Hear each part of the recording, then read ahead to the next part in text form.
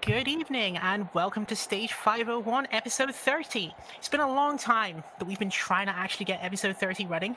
We've suffered everything, including failed hardware, an actual distributed denial of service attack that was perpetrated against us, all kinds of issues we have struggled with, but it seems as though we've actually got the stream up this time. So, with all of that said, and with the defenses appropriately configured, we can actually proceed forward with our introductions. So, of course, you all know me. I'm the host. I don't need to introduce myself anymore at this point because you can essentially just read the description of the channel and you would know. So I'll skip myself, and the first person I'll introduce is Antifa Cleric. So can you give us Hara? Can you give us your introduction? Yeah, my online alias is Hera Heartless. What am I? Oh yeah, I'm Antifa. I'm a socialist libertarian, which is also known as an anarchist communist. I'm a fourth wave intersectional feminist, and I'm a big advocate for mental health and LGBT stuff. Okay, thank you for that introduction. We also have with us now the Politicrat, who is visiting us for the first time. So can you give us your introduction as well? Yes, so I'm the politicrat. Let's see, what should I say for my intro? I'm normally not good with introductions, but yeah, I'm the politicrat. I am currently on my third Twitter account because China got my last account banned, and Charlie Kirk got the account before that banned. What? I got banned by Jeff Bezos. No. So politicrat now. It's instead of the L as an uppercase I. For me to create it. But yeah, I am. I consider myself a political realist. I lean libertarian. I like the term national liberal at this point to describe me, kind of in the tradition of like John Stuart Mill and like the 19th century like utilitarian British liberals. Yeah, I can see you have that mentioned on your Twitter account as well. Yeah, exactly. No, but yeah, I have views from all over the place. Like I have some very progressive opinions. I have some fairly reactionary opinions too. But I'd I'm say ready I for average. your fucking hot takes. I'm so ready. So I average out to about center. I'd say if I had to choose, but I do not consider myself a centrist anymore. Okay. No, that's no problem at all. We're trying to have as wide a panel here as possible. So you'll notice that people will be coming in from all sides of the political spectrum, as it actually says. So, Chris LaFond we have with us as well. So can you give us your introduction, the short version, if you could? I'll try to say it really fast. A So short version? I'm a hodgepodge secular stoic, anarcho-soc-dem, libertarian federalist, utilitarian, humanitarian, syndicalist. You made the man say it way too. Oh my god! I know you really should. You really should just advertise as a syndicalist at this point because all of them kind of resolve to that. But no, Yeah. obviously it is great to have you here, and I think listeners will understand as we go through the topics that we're going to talk about today how much in the vicinity of events that went on after September 2001 you really were. So we will get to that, obviously, with the greatest of respect. Clossington, we also have Clossington with us as well. So can you give your introduction? How's it going, guys? It's my second time on here. I'm a neo-reactionary sort of paleo-libertarian, hippity hoppity, get helicoptered off my property. I'm a big fan of Patchwork and Exit, the ideas of Moldbug and Nick Land. Shout out to the boys in NRX Files Discord server. You guys are great. Thanks for the support. Thanks for listening. Okay, good to have you here as well. Can I get an introduction from the person who we've called a Gothic Dreamer? Yes, that's me. I go by the name Coronis. I consider myself a centrist. I'm right-wing on national security, foreign policy, free trade, and law enforcement, but I'm left-wing when it comes to having a generous welfare state, including UBI, promotion of workers' rights in small business, LGBT rights, and combating climate change. Too long didn't read. I'm closer to Obama on economics than Bernie, closer to Reagan on foreign policy than Trump. Okay, that's a pretty succinct description of your stances right there. So I'll also ask Aristocrat Owl to introduce himself as well. Okay, so yes, I basically stand within a neo-reactionary / Machiavellian, James Burnham Machiavellian worldview, and we're taking some aspects from Thomas Hobbes on human nature, generally speaking. However, if I put myself with a political stance nowadays, I probably would be firmly more in line with Moldbug and Nick Land nowadays as to in terms of what to do. And yeah. That would be my Okay. That's all Thank you she for your wrote? introduction. And the next person we'll introduce is Kevin Castley. Hello, everybody. Thank you for having me on, Ray. I appreciate being here. I am the host of Superpower Broadcasting. You can check out my channel on YouTube. I cover political and economic analysis, primarily focused on foreign policy and issues of that sort. I describe myself as somewhere between a liberal hawk and a neoconservative, but I ultimately kind of come down to a social liberal and an economic liberal or economically right wing, so socially left, economically right. You can kind of think of me as on economics, I'm Reagan. On social views, I'm Hillary Clinton. And on foreign policy, I'm more or less George W. Bush. So thank you. Okay. And I would say, definitely thanks for coming on as well, Kevin. I'd say that, when you advertise your channel and so on, I'd say that people should definitely go and check out Kevin's stuff. There's a lot of actually great conversation going on around his account. So He also has credentials. very good. Yeah, I mean, legitimately great credentials. Yeah, I have a degree in economics and political science. Hey, But me too.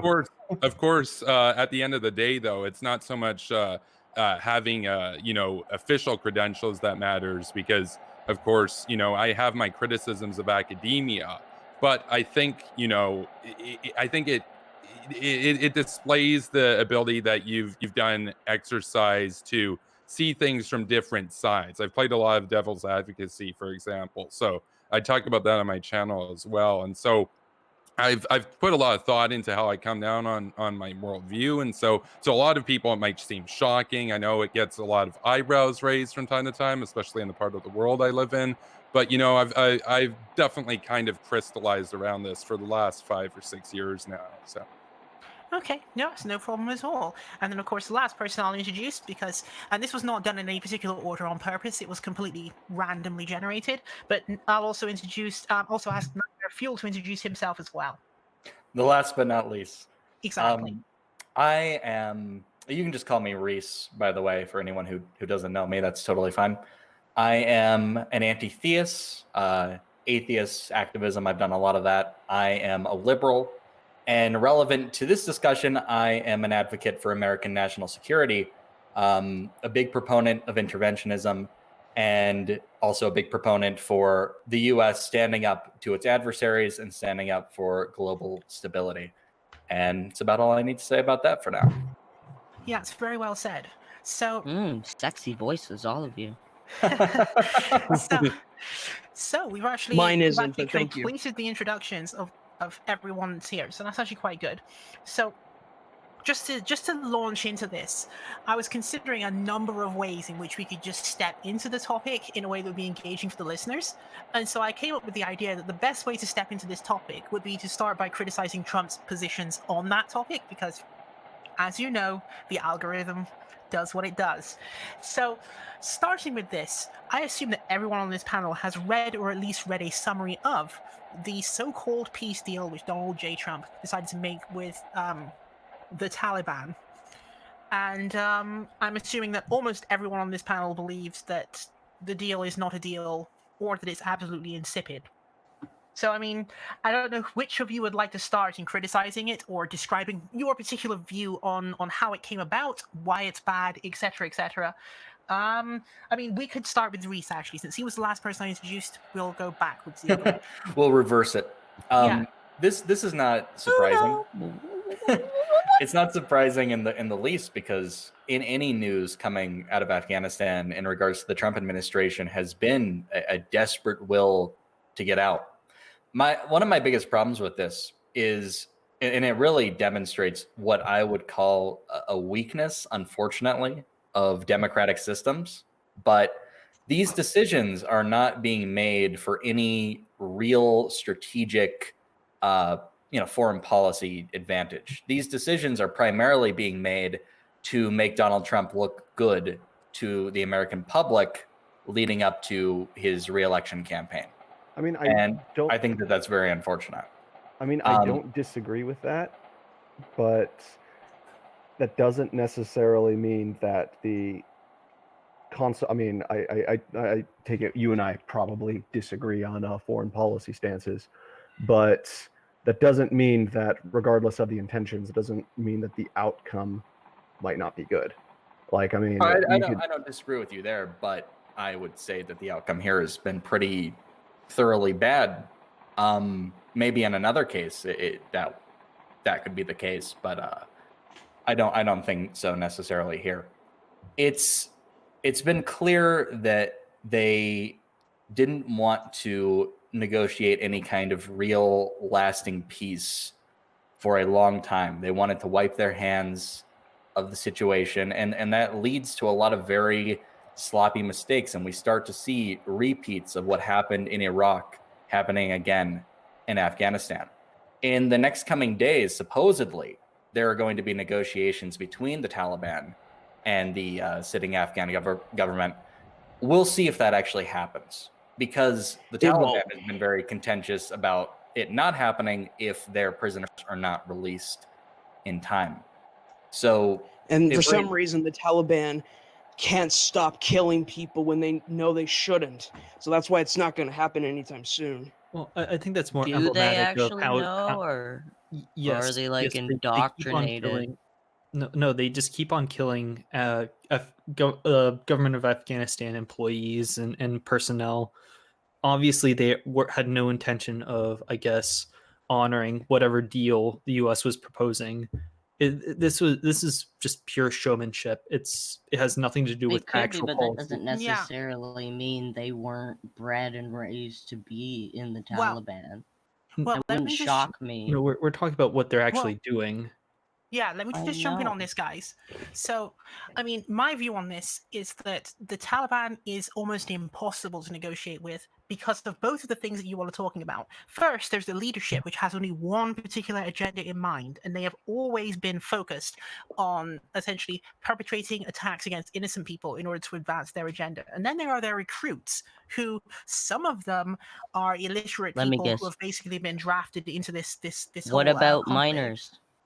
That's what I'm referring to. Yes, because the Taliban have been known to recruit minors, which is of course illegal because you're not supposed to use child soldiers. But they still continue to do this anyway in violation of international law. Exactly. They essentially brainwash all their members. Well, I'm not giving them any defense for saying like, oh, they're good because they were forced to be evil or whatever.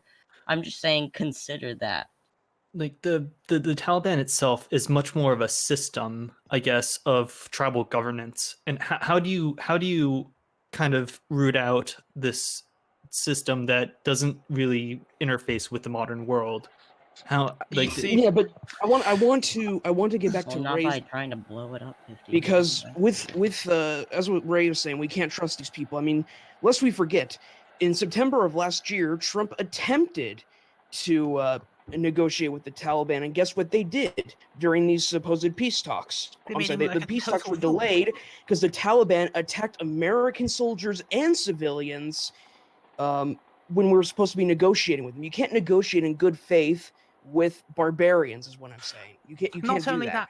Not only that, but I think personally these negotiations that Trump has been involved in, and this weird thing where he came out a couple of days ago claiming that he has a personal relationship with the leader of the Taliban, and all this kind of like weird praise he's slathering onto them, which is frankly disgusting behavior from him. I mean, it shows a complete lack of concern for the actual people of Afghanistan, who have had for 2 decades and a half or more to endure this kind of Islamic fundamentalist violence, which has been perpetrated against women and ethnic minorities in Afghanistan for so long. Don't forget this though, that it's also an insult to the thousands of people who perished when 9/11 occurred. Because keep in mind, the Taliban were trying to protect Al Qaeda from being subject to prosecution. You know, we but asked Yeah. them to but give the over Taliban Osama bin didn't Laden, dir- but they gave them shelter. They gave them refuge. Exactly. And that's why we had They're to That's invade sheltering why against we Afghanistan went in in the in the first first terrorists. place. They were accomplices to murder. A couple points on this that should be noted. The first of which is that the Taliban, in terms of their effect on Afghanistan, they've killed a lot of American soldiers, of course, but they've killed about 50,000 Afghan security personnel since 2001, since the war began. That in and of itself is atrocious, and a lot of those casualties have been in the last 5 years, whereas U.S. troop casualties have largely gone down. Afghan security personnel troops have gone up over time. Furthermore, with respect to what's going on here, in terms of the motivation of the Trump administration, in my work, I focus a lot on North Korea, and it should be noted that when in previous administrations, the North Korean regime was trying to get bargaining power, trying to meet with American presidents would always say no, or they would do things in such a way that the North Koreans had to meet them on their terms to get a photo op. Whereas with Trump, when it comes to North Korea, or in this case, the Taliban, Trump goes out of his way to try to get photo ops with strongman dictators or terrorists. And I believe that it is part of Trump's motivation towards his base, towards the Tucker Carlsons, the Tulsi Gabbards of the world, that he wants to sit down with the Taliban to secure some cheap and superficial notion of peace so that he can go home and brag, basically, war bad, I ended the war. And he has no regard for the fact that in 2001, the Taliban controlled over 70% of Afghanistan. And today they control less than 13% of Afghanistan. And he's ready to take all the blood and all the lives that were lost and wasted and turn it into vain, and to allow the Taliban to regain absolute control over 30 million plus people. It's a country the size of Canada, and we just think of it as a desert. It's just a desert with some brown people. That's how we think of it. That we don't see them as real humans, and it's disgusting. Totally agree with you, Kevin. Sorry Exactly. to interrupt, but That's I not- I wanted to really say no, like this. hearing that too. But I think the main point we're trying to get to is that the Taliban will not abide by this agreement in good faith. I mean, Laura Siegman of Politico noted that the Taliban and the Afghan government resumed fighting on Monday. So the day after they tried to negotiate I'm just going to call it a treaty, they began to fight each other again. They began to kill each other again. And now there's just no way. The Trump You can't trust administration these does not people. consider that to be a disqualifier, unfortunately. From the way that I've seen it on social media and from people I've talked to about it, they're saying that Pompeo is prepared to accept the idea that they will continue fighting Afghan security forces despite the peace agreement, and that they will just sit down and watch that happen for some reason, which again is completely abhorrent. There's also another fact which hasn't been considered, which is apparently this Afghan deal that they did has 2 secret annexes that we don't know the contents of. Let me pose a question real quick, though. I'm not taking one side or another here. This is just kind of a general question that I want to ask all you guys. Okay. What just hypothetically, why is it the U.S.'s problem? That's all I'm asking. Like, why is it the U.S.'s problem? Because America loves like to fucking shove itself into every other country's business. Because and try to America take loves advantage of Israel? it. America was attacked on 9/11. No, that question is framed in such a way that it misses the elephant in the room. It's the world's problem. It isn't just America's problem. Canada used to be there. All these countries used to be there. Canada pulled out. I was opposed to that. I think that every country that is part of the international community should be there. It's a shame because Marco, the didn't United all the NATO countries wait. The United in my opinion, the United Nations should be involved. But guess which country would prevent the UN from actually being involved in the Afghan conflict? Take a guess. Probably the United States. Well, didn't the UN in fact approve of the war in Afghanistan itself anyway? I believe so. I don't think they approved of the thing about international law, though. International law and the quote-unquote international community is really just is really just an extension of whatever the world hegemon is. Like essentially, there's no such thing as international law. Yeah, because International law is I- just what the most powerful country says it is. It's No, I mean, basic political That's realism true. in an I mean, anarchic That's world. not order. true because that the hold United on, hold Nations. on. Kinda Let's got to true. slow it down for a second. Yes, I understand where he is coming from with that claim that the hegemonic power determines what, quote, the international community means. But in the case of Yeah. Afghanistan, in the case of an attack against the World Trade Center, and in the case of Afghanistan being kind of like in the pivot space and along the arc of instability, right? This becomes a global problem because of the fact that if it was not the United States that was there, someone else would have to be there doing it.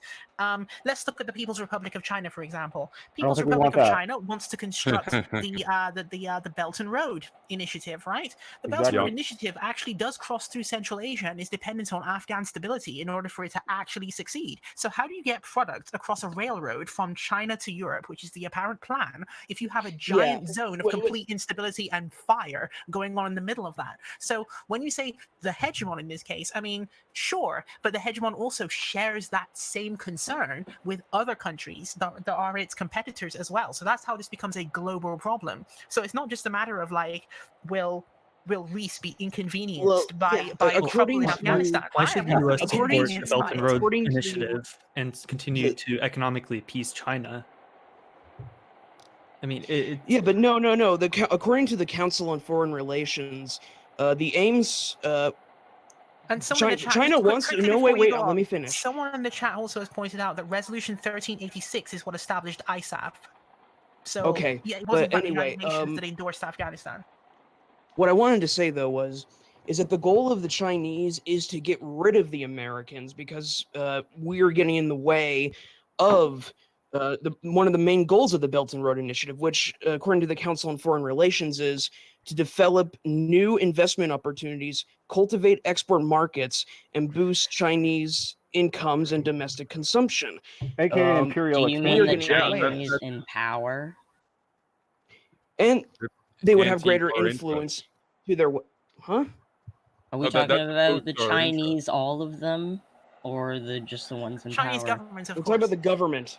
Okay. but the government is so ingrained within, I guess, all the Chinese corporations and economic affairs that they're virtually Yeah. indistinguishable. Right. But That's bear in why mind, guys, the United States should not have a significant problem with actions that positively affect China in this context because of the fact that there is an interconnectivity of economies going on here. Like if you look at things that Zbigniew Brzezinski once wrote on this, which is the U.S.-China relationship.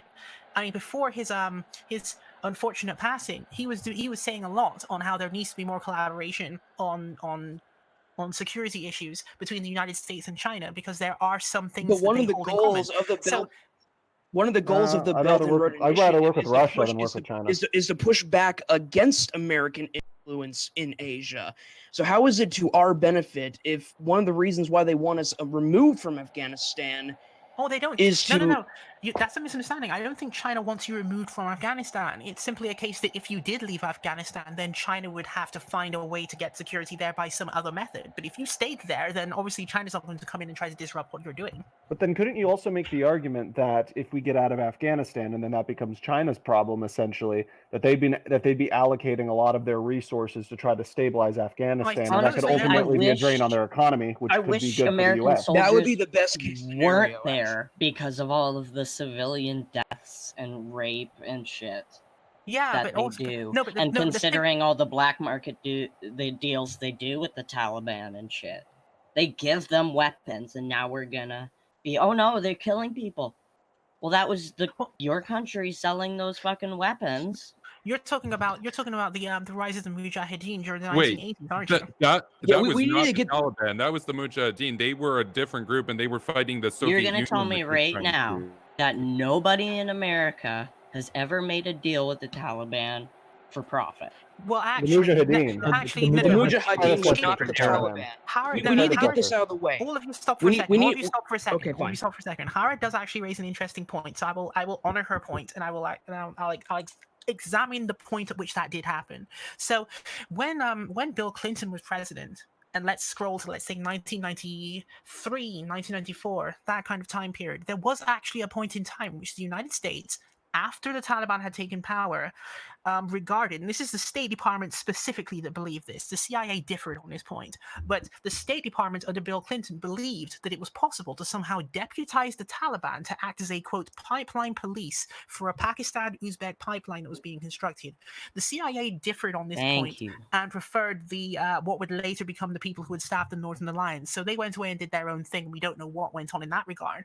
But the State Department made the crucial error of actually trying to support the Taliban, and this then resulted in, of course, the predictable set of events, which was the Taliban not actually doing what the State Department wanted and scheming and plotting their own kind of ideas and attacks and so on and so forth. And so during that very time period in which there was an engagement between the State Department and the Taliban, there was a journalist from Pakistan called Mohammed Mir who went and had a conversation with Mullah Omar, and he reports that he spoke to Omar and said to him, "Why are you working in tandem with the Americans on this pipeline issue?" To which Omar apparently responded to him, and this is obviously Mohammed Mir's testimony of this, so he may or not have embellished some elements of it. We cannot be sure, but I'm just going to report it as though he is telling the truth. So Mohammed Mir said that that Mullah Omar responded to him by saying that he didn't believe he was working for the Americans and that he would prove it to Pakistan by deliberately inviting Osama bin Laden into the territory. And that was when Mohammed Mir left the conversation and did not return to the country. So there is that. But this actually does go into the argument from history, though, because we already tried to negotiate with the Taliban, and it didn't fucking work. Precisely. This was the follow-up. This is the follow-up. This is the follow-up that I was going for, which is that the thing that Trump is doing right now, which is trying to deputize the Taliban, has already been attempted. Bidding, was attempted during the Clinton administration, and it didn't work. Well, I don't think Trump knows that. I don't think he pays attention to that sort of thing. Well, I mean, it's history. It's history rhyming. That's why it's the entire history of the State Department, right? So he should be able to pull that up and ask, "Hey, State Department, have you ever attempted this before?" To which they should be able to respond, "Yes, actually, it was just about 2 decades ago." He doesn't care. Most or a lot of the positions at the State Department are still unfilled because Trump's not particularly interested in that. He just wants to accomplish a short-term political gain for his paleo moron base of war bad. I ended the war. I brought our boys home. Like what a patronizing term to refer to the most talented troops in the world. Keep in mind that as if they aren't base professionals. I mean, that's how it's always been. That's what they've always been referred to as. They've been called the boys, essentially. Honestly, if you really don't think fucking people in power are doing skeptical black market deals in regards to terrorists and weapons, then I think you need to open your eyes. Well, no, I think everyone is in agreement that the thing that they're now talking about has been attempted before. But I think that it's absolutely right what Kevin said about the State Department positions not being staffed appropriately. Because right now, almost all of it is missing. Even with the coronavirus going on right now, in terms of national security and in terms of even the medical side of national security, it's just completely vacant spaces or temporary filled spaces. But a lot of what Trump is trying to do is similar to what Obama tried to do back in 2008. Now, to be fair to Obama, that wasn't entirely his fault. George Bush and the Iraqi government were already setting up the process to leave Iraq. Obama's a war criminal. Obama was the one who could have easily reversed that policy and stayed in Iraq. Well, that can be argued all day, but the point is that Obama took advantage of what happened in Iraq to win some political points, because one of his campaign promises was, we need to send our troops home. And guess what happened when we left Iraq? ISIS took over. So again, history is rhyming. Well, ISIS was created as a blowback. ISIS was created in response, following the invasion of Iraq to begin with. A lot of the people who were the highest...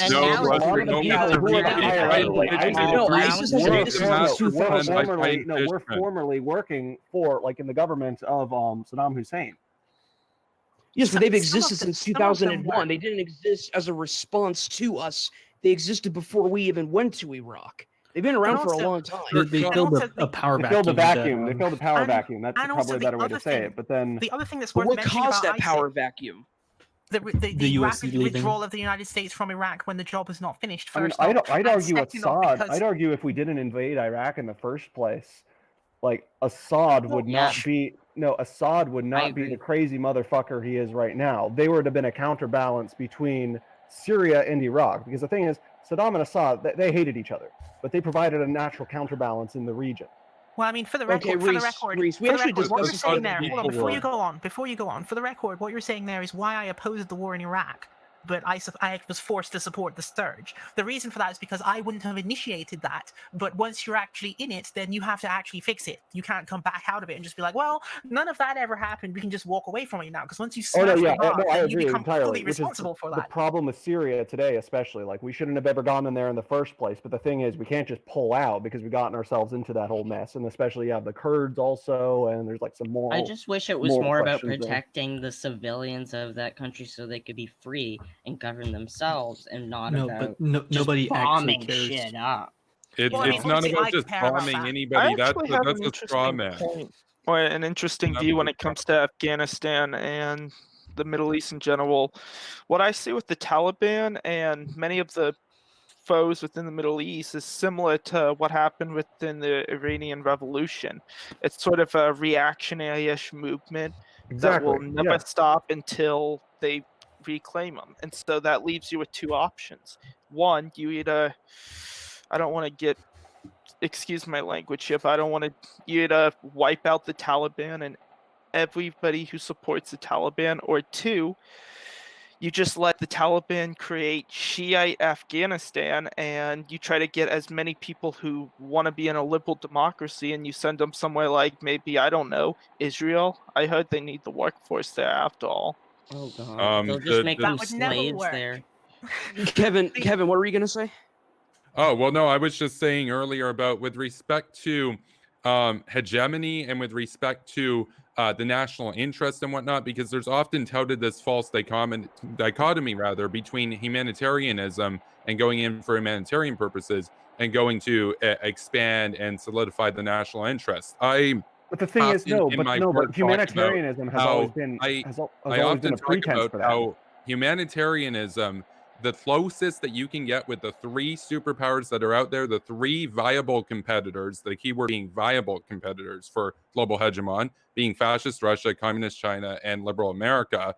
Those three, the United States is by far closer to human interest. And so the US national interest being expanded in the long run promotes human interest, because if the US wins, even if the US supports dictators, some dictators in the short run, they can be pressured to reform. Whereas if Russia wins, Putin's never gonna pressure dictators to reform. That's their end game. You don't give a fuck. The thing is, as much as you might not like to hear that, though, the thing is, like, the truth of the matter is that liberal democracy, concepts like equality and liberty, yes, those are all ideals and values that I personally believe in.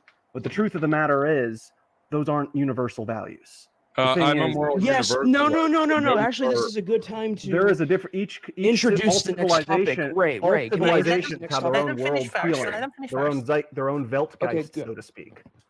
That is Westphalian trash. That No, is that's not. I'm just not a moral relativism. Eurocentrist. I'm just not. I just. Eurocentrism. So it's Eurocentric to think that people shouldn't be gulagged. So in other words, No. brown It's people- Eurocentric to assume that democracy is a universal value that is equally valued among all people of all cultures all over the world. Well, I mean, the truth of the matter- I don't think Taliban. anyone liberal cares. democracies are more It's the valuable. Taliban Let me just jump in here on to this, rape guys. women. Actually, The no. Let Taliban does Reese not go. have- I want this Reese to Taliban respond. does Because he not- Shut doesn't. the fuck up when the host talks, you Hold on. pigs, or I'll So kill you. hold on, guys. The Taliban does not even have popular support in Afghanistan. So this argument that there's like different spheres of how to understand reality. I mean, I am usually quite partial to that kind of argument, but in this case, even if you are to use that argument, the people in Central Asia, specifically in Afghanistan, they don't want to be governed by the Taliban either. No, they don't. Yeah, I can I agree. can I But there's a elaborate on this? difference Can I elaborate between- on this point very quickly, Ray? There's a difference between liberty and democracy are not No. universal values. Emancipation is the desire to be independent and self-rule, self-determination.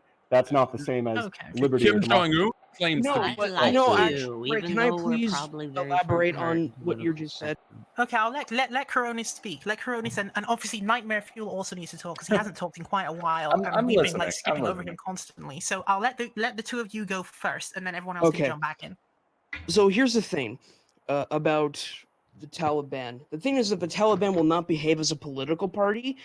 And this is because, as Ray just said, their policies are unpopular in Afghanistan because American occupation in Afghanistan has been a progressive force in the country. A survey conducted by the Asia Foundation found that 65% of Afghans object to voting for a president whom does one of three things: opposes education for women, allowing women to enter the workforce, or permits the government to lose territory. 85% of Afghans support women seeking educational opportunities, 76% support women entering the workforce, etc. In contrast, the Taliban last year were committing terrorist acts to threaten voters to intimidate voters into voting a way they like to. So this is why I would also argue that destabilizing Afghanistan, which could happen, it's the worst case scenario if China doesn't stabilize the country, could result in a refugee crisis. But we'll get into that later, I suppose. But A the point refugee is, crisis is to that Kind of Israel? to have a refugee crisis. I think those are all great points that you raised just now, which is that first off, the actual people of Afghanistan in the majority actually support progressive values and probably would not be averse to having someone actually bring those values and back them up while they're endorsing those values. The other thing that you mentioned, of course, on the stability issue with the refugee flows problem. This is again another element that makes the Afghan war a global one, because if the whole place falls apart and the Taliban begins romping around committing war crimes as they are wont to do, you're going to have massive refugee flows. Those refugee flows will go where? Those refugee flows will go to Europe. This will then result in the usual backlash which occurs when you have refugee flows going into Europe. People you'll are going empower to the move far right. politically to the far right, and the far right will make capital off that. So in order to avoid all of these things, just don't leave Afghanistan in the first place until the job is done. Like, Yeah, exactly. Is there And now any there is a possible counter. world What is No, the- wait, what No, is the job? We guys, should there is a specify what the job counter as a actually is. pacifist, you know. there is a count. Okay, sorry. Yeah, Go I ahead. love you too. Come on, thank you. is there any possible world Violence in which begets more violence. I just Yes, think No, if I'll we let- exactly. yeah, straight let out Howard go go and go kaboom the Taliban, it'll just be reformed again. Well, reform. Well, No. the question is on that would be reformed. No, from no. who? I do have a Reformed counter argument comprehensively- though that I want you guys to address.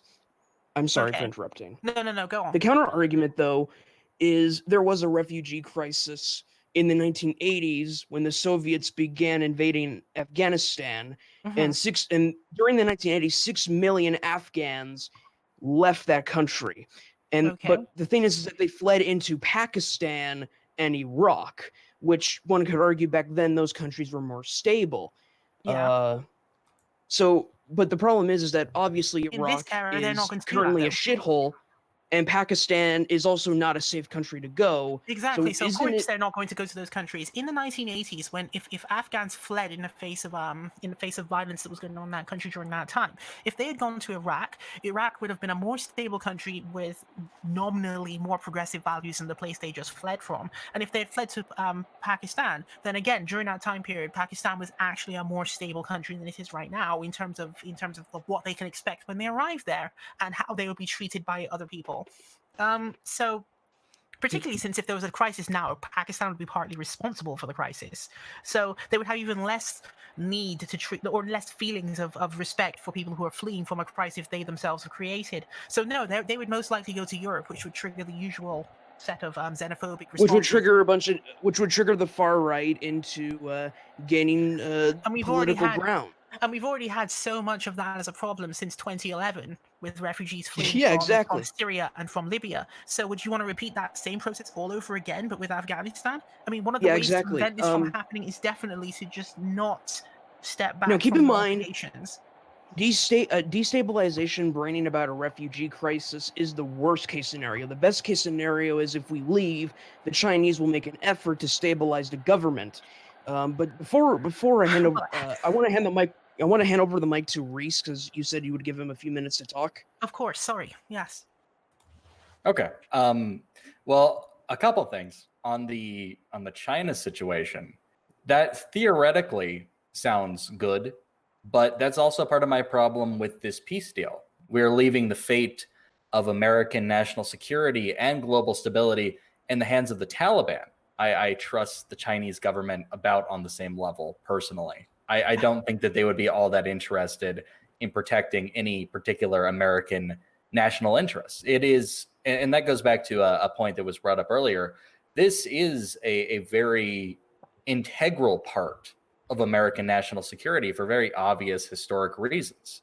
And that's why every American, at least, or even every Western person should care. This is a present threat. The idea that the Taliban could refuge another terror group that is plotting attacks against us. And they've made it very clear. It's funny that we've been so delayed on the stream because nearly every day there is more news that comes out about this situation. Just the other day, we had intel come out that the Taliban leaders are not going to abide by this agreement, which is fairly obvious. No surprise. Yeah. But they're going to find a way, I think, to have a loophole around it. I would not be at all surprised to see the Trump administration throw the Afghan government completely under the bus in terms of legality or wording, much like they did with the Kurds in Syria. Because the wording of the peace deal says, if the Taliban harbors terrorists who seek to attack the United States or its allies, I don't know why it needs an extension of other terror groups, considering the Taliban itself should qualify as a terror. As a terror group, exactly. Yeah. It's so incredible. Yeah. But And does it's the not Al-Qaeda. I would love to see, and we could probably dig further into this, but I would love to see if, under the wording of this deal, if the Afghan security forces count as allies of the United States. Because if they do, and they well should, then it has been violated. Already. Yes, literally, as Coronis was saying, one day after being agreed upon. Yeah.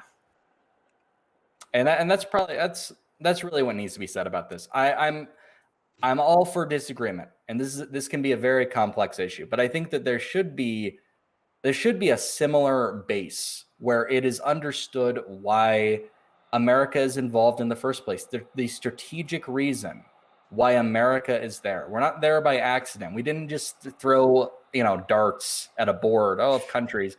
We're going to go to Afghanistan. No, we are there. The wheel, round and In round. the Which wheel. country will we colonize now? Mars. We're Exactly. there There's- for it wasn't very that way. specific national security reasons. Go ahead, Ray. No, I was just agreeing with you. Go on. And beyond that, when it comes to, I don't think I agree with with a lot of the moral debate, because I understand that cultures, they're going to have different values, but I would never want to use that as an excuse when it comes to this situation. I fully believe that. Oh yeah, when I was saying that, I wasn't American using it morality. as an excuse. I was just speaking like realistically, just like objectively. Yeah, it is an objective fact that different cultures have their own different unique like worldviews. That's not a good thing. That's not a bad thing. That's just a thing. That's just a reality. But are some values superior to others? I wouldn't. that- I mean, how do you define superior? That's the thing. Like, I mean, I don't like getting into the whole our civilization is superior than other civilization. Because that's a very 18th century hyper-colonialist mindset. And Excuse me, well, sir. no, What was your I'm gonna open political the document position now. again? I'm just Mr. I consider myself a national liberal. I could National delve a Liberal. little further into it, because I agree with the idea that a lot of the Muslim world is not democratic or even wants to be democratic in a way that would be completely identical to our country or to other Western countries. That is understood. And I think that They'll have their own version, though. I see where you're going with this. Yeah. That's the thing. Because the standing Afghan government, it is an Islamic government technically. You could call it a theocratic democracy. Yes. I am not aiming for perfection. I am aiming for a better situation. Yeah, So but keep wait, in are mind, you though, that- saying Yeah, that wait, people in I do wanna Afghanistan add to could that, actually though. be Wait. Shiite people? Come on, Wait. The folks. Try to majority do it could one at a actually be time. Shiite people? Since you're saying Yeah, it's a but I- theocracy, Like in The terms of no, wait. gradations of not progressive, is there any way in which or at least a portion of the Afghanistan, the people of Afghanistan could not have a liberal democracy that did not fall within the ecumenical neoliberal world order? Is there think any way in which I this think could the not only exist? I think the Who is only it? Yes, but I do non-Western want to countries. add Hold on, something. hold on. though. I'll actually no. We should actually have that question go around because that is a good question, Clossington. But I think that everyone on this panel might deliver a different answer. Yeah, So, what I who just would you wanted to like add to answer something it real first? quick. Me? Oh, No. I mean, well, obviously you should get your what you're going to say in first as well. But Clossington's question does need to be asked to everyone on the panel. That if you can't get quote perfect liberal democracy, what would everyone on the panel be willing to settle for in Afghanistan if that were the case? And then obviously Yeah, what the I list think that would be. what I think Afghanistan has now is practical because yes, their With the Taliban, constitution, which practical? I read, wait, their constitution does guarantee Sharia law. However, it also says in their constitution that their laws must also be formed in accordance with the UN Charter, which essentially renders Sharia law useless in the more important regards. So that's my point. I think what they have now is Law. practical because But who's going to they have enforce the Sharia law in UN their Charter on them? constitution. No, let They Ron have finish. Sharia law in I their accidentally constitution, interrupted. but they also have to respect human rights. And if there's a contradiction, UN Charter wins. So this is a step forward, and at least compared to the Taliban, they're angelic.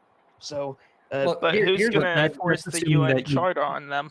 That's if you assume that they believe in human rights, and B, you assume that the United Nations compared is to the correct. Taliban, yes, they do. The Afghanistan Republic does care about human rights, But at do least Perhaps when you not. compared should to ask the some Taliban. or talk to some ex-Muslims. It's a Be slow aware walk. that I abuse wish my still friend from happens Afghanistan despite were- law were here. existing. Yeah, friend- that's the because I have other a thing friend- that I needs was to be a- I was covered as a- well. You need I was to in a- we need to also talk about what Afghanistan would look like as a safe place for religious minorities or people who just don't have a religion, because that's also part of freedom as well. People often talk about this in terms of like Muslim democracy, for example, but there needs to be a space in that democracy for people who don't have the faith. But is that? But isn't is that- freedom but of is that religion a model? part Is of the that UN Charter? philosophical model of a government of a state? Is that really what they want? Because I mean, we're kind of getting a little meta here, I know, but but what you just described, the concept of there being room for like other ideas, that is a tenet of liberalism, which is a Western concept essentially. Well, I mean, not just liberalism. I mean, for example, this is going to sound like a strange example for me to choose, but I think that if you stood like in the middle of the People's Republic of China or Socialist Republic of Vietnam and pronounced that you believed, I don't know, some kind of like strange sect or something like this, you probably wouldn't be immediately arrested. Probably not. No. Exactly. Or if you Well, stood maybe to I the don't know about maybe The point is that maybe they're not not Vietnam at perfect, least, but but what they have now is pragmatic. That's all I'm saying. not is that stable though. That's the thing. it is stable. How is it not stable? We're The only talking about reason they're not Afghanistan, stable is right? because their military is weak. That's why we have to stay there. Isn't that right, Kevin? That the Afghan However, government no one is has too actually weak. answered the original question yet, which was basically what level of compromise on liberal democracy would you be willing to accept in Afghanistan for the sake of maintaining the existence of the presently existing government? I think I made my case that what Yeah, I they mean, have you now is answered it. pragmatic. I agree with that. Correct. I can agree too. Here's the idea. I think that with the current republic, there's always going to be a chance for future progress. They are going to be much more beholden to the will of their people than the Taliban ever was. And Yeah. it's a matter of choosing sometimes the lesser of two evils. And this isn't even so much an evil. This is just something that I have some disagreements with, but at the end of the day, I think they balance out. Their biggest problem is their inability to defend themselves to any great degree. And that is going with our withdrawal. That's really the problem. There is great fear among intelligence agencies, among experts in the armed forces, that if we withdraw completely, like this peace deal is laying out within the next 14 months, the Taliban is going to significantly take over the country in a way that they haven't since 2001. People say, and I'm kind of stealing this. Oh, sorry. Go ahead. Oh, you say progress, but what about the people, like specifically the Taliban, who do not believe that this is progress, that this is the right way of going about things? I think that what they're the extremists. the extreme. But I know where you're going with this.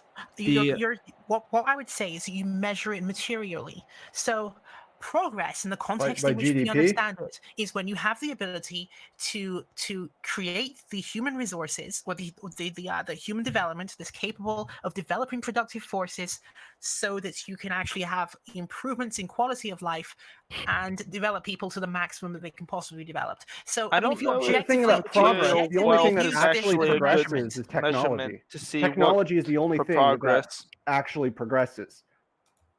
human beings and their thought processes and the things that they can devote their lives to also progress. Well, Think yeah, about but it it's this way. not a Think about constant Maslow's straight line. hierarchy. It's not No, a but I mean, constant I'm straight not saying line. it's a straight line. It's often a meandering zigzag. But if you look at it from the perspective of you're ascending Maslow's hierarchy, when you're at the bottom in semi-feudalism, which is basically what the Taliban believes in, the only thing you can think about is how to farm the crops, survive the next harvest season, and I don't know, maybe read the Quran forwards and backwards a couple of times. So Right? this That's is the this only is thing the that you thing. have time for. However, when you begin to ascend Maslow's hierarchy and you're actually having development of productive forces, and this may sound a little Marxian, but bear with me, but when you begin to have development of productive forces under the development of a liberal capitalist system, you then start to have lots more free time, as you're no longer a peasant in the fields. You're now in a factory, for example, or you're now capable of investing in capital and sitting there and watching your money accumulate. You know, these kind of things happen, which then enable people to think about philosophy maybe, or pick up a hobby, etc., etc. So you have a higher human development index as a consequence of this. So when people ask what is progress, we already know what it is. We've just been watching that play out for the past 300 years. But I think the I- problem Eh, is I our don't main believe problem is that. we compare Well- the world, like we look at the world as if we are essentially all one human community. And yes, in some ways that is true. The thing is, what we need to do is we need to stop looking at like the development and like the status of like other culture, for instance, China and the Islamic world as a whole, as if they are in the same place that we are, as if they have evolved in the same exact way that we have. well, I Because mean, the thing is, we need to look at it to be fair, like a before you go cycle. on with that, because you did They are mention not in the China. I mean, to same be place fair, that we China are. themselves view themselves in that way. Like, if you were to approach a random Chinese person who has like a moderate level of political education in the PRC, and you ask them, what do you think has been going on since, let's say, 1948? They will tell you that basically they think that they're engaging in the development of productive forces and the accumulation of social capital as a consequence of the Chinese Communist Party engaging in this activity of developing productive forces. Yeah, They will no, I literally tell agree. you I'm that. saying in terms of the Islamic world, I don't think it's necessarily accurate to look at it and to analyze it from the same context that the quote unquote West is in right now. And instead, we should look at them and analyze them more as it, because essentially where they are right now is where Europe was following the collapse of the Roman Empire, essentially. There's been a Which is cultural recession for the past 200 years in the region. Essentially like all these terrorist groups, ISIS, the Taliban, Al Qaeda, they're essentially the Middle East, like the modern Middle East's version of the Merovingians, of the Franks, of the Goths, essentially. They are the roaming nomadic barbarians who are trying to establish a new order in the ashes of a fallen civilization. So isn't it right then that you'd want to accelerate through that tumultuous process, and essentially, since you already know what the correct outcome is supposed to be, devise a path that leads to that correct outcome? Because think about it this way. You can't really Invoking intentionally do that. That happens invoking naturally. China again, as much as I dislike having to do that, but you know, just 60 something years ago, sorry, 70 years ago, just 70 years ago odd, China was being governed by 12 feudal warlords. And look how quickly they got out of that situation. Well, yeah, but I that was. understand so I don't wanting see why you to. would have to relegate. I don't see why you would want to relegate and say that, okay, we just have to just relegate Just- Afghanistan No, to I'm another not couple saying hundred Just years. a like, I'm not random- talking about what we should do. Sorry. I'm talking about how we should look at them from a historical context right Mm-hmm. now. I'm just talking about pure intellectual analysis. I'm not talking about in terms of like the action we should do. I'm just saying about Oh, right. how we Okay. should view the situation itself. We And shouldn't that's view fair them enough, as if they are but in our I version do want to of ask the one modern world. question, though. This is actually a random question, sort of. But is it true that in the 20th century, the vast majority, or at least a majority of dictatorships, were short-lived? Is that correct? Depends on how you define short. Like no more than 30, 40 years. What are we They talking weren't about? William Henry Harrison short.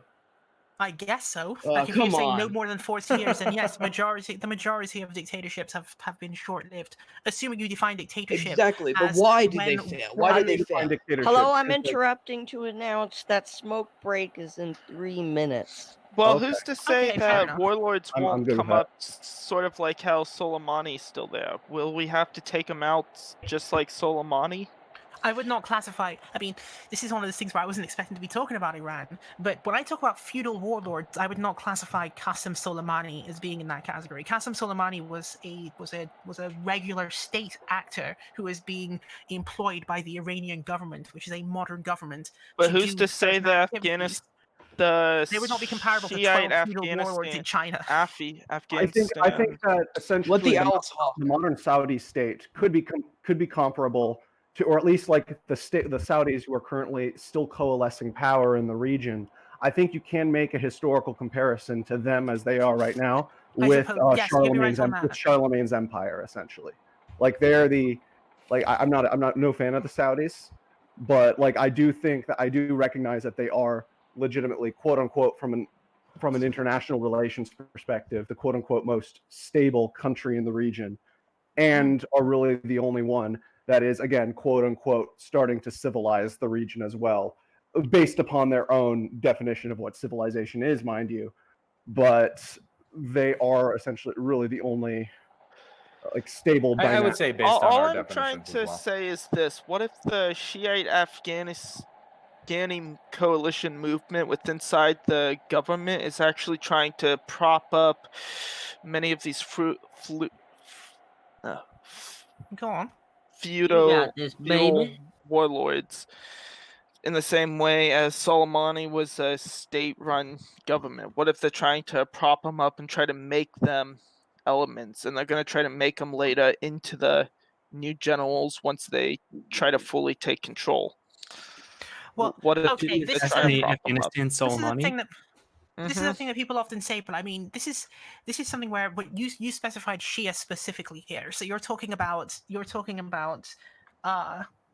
the the kind of people who are Ismailis. in the kind of people who are in the Yes. center in the center of Afghanistan. So you're talking about the Hazara peoples, for example. Yes. Well, let's put it this way. I think that in terms of the Hazara peoples, they have been one of the minority groups that were persecuted by the Taliban significantly. I mean, they have a right to that land in the center of Afghanistan, which is the place that they used to live, hundreds and hundreds of years ago, and they have been living there since that time. And the Taliban, being Pashto supremacists themselves, don't like the fact that there's ethnic diversity inside of the thing they call Afghanistan. So, from the perspective of what should the West's position be on this, I would say that the West does have a responsibility in terms of upholding the principles of the United Nations Charter, to say that there should indeed be a multi-ethnic patchwork in Afghanistan, and that one particular group of people should not be able to have a complete sway over how the country is governed. And that's precisely why the Taliban should not be allowed to be in power. Because if the Taliban is in power, they will not have a multi-ethnic society. We've seen what they have done before. Well, maybe multi-ethnic, just not That's multi-religious. So how about something like a decentralized, not necessarily giving the Taliban absolute control, but control, like formal control over a specific region. That's bad. It's a bad idea. No, hear me out. They have a specific region. If they cross or start purging ethnic minorities, the U.S. comes in and strains them out. And you give all these individual, I guess ethnicities their own sort of autonomy patchwork under the umbrella of this the current Afghanistan government. How about something like that? I So don't you think just the want a Taliban. federalization. Yeah, it's not gonna. That won't Yes, Yeah, work. federalization. I think they would just. I think Yeah, they would aren't we just going on violate break? it. Like you wouldn't have. I don't think you'd be able to have a federal Afghanistan in which, like, part of that federal Afghanistan is literally Taliban and terrorists, and Like, have it end very well. Yeah. Either you have federation or you have domination. And I don't think this corrupt sort of domination model has worked very well. The Taliban won't respect the sovereignty of the Afghan Republic. Well, they don't Yeah. respect They the won't even debate current with them. government. Yeah, right they now. wouldn't. They wouldn't. You could try and- to move people to a nation that is more Western and That's try to not give a the that's a Afghan band-aid Israel wants a solution. refugee crisis. That's a band-aid That would be a solution. logistical nightmare. Dude, I don't think Israel wants a refugee time, you crisis. bitches.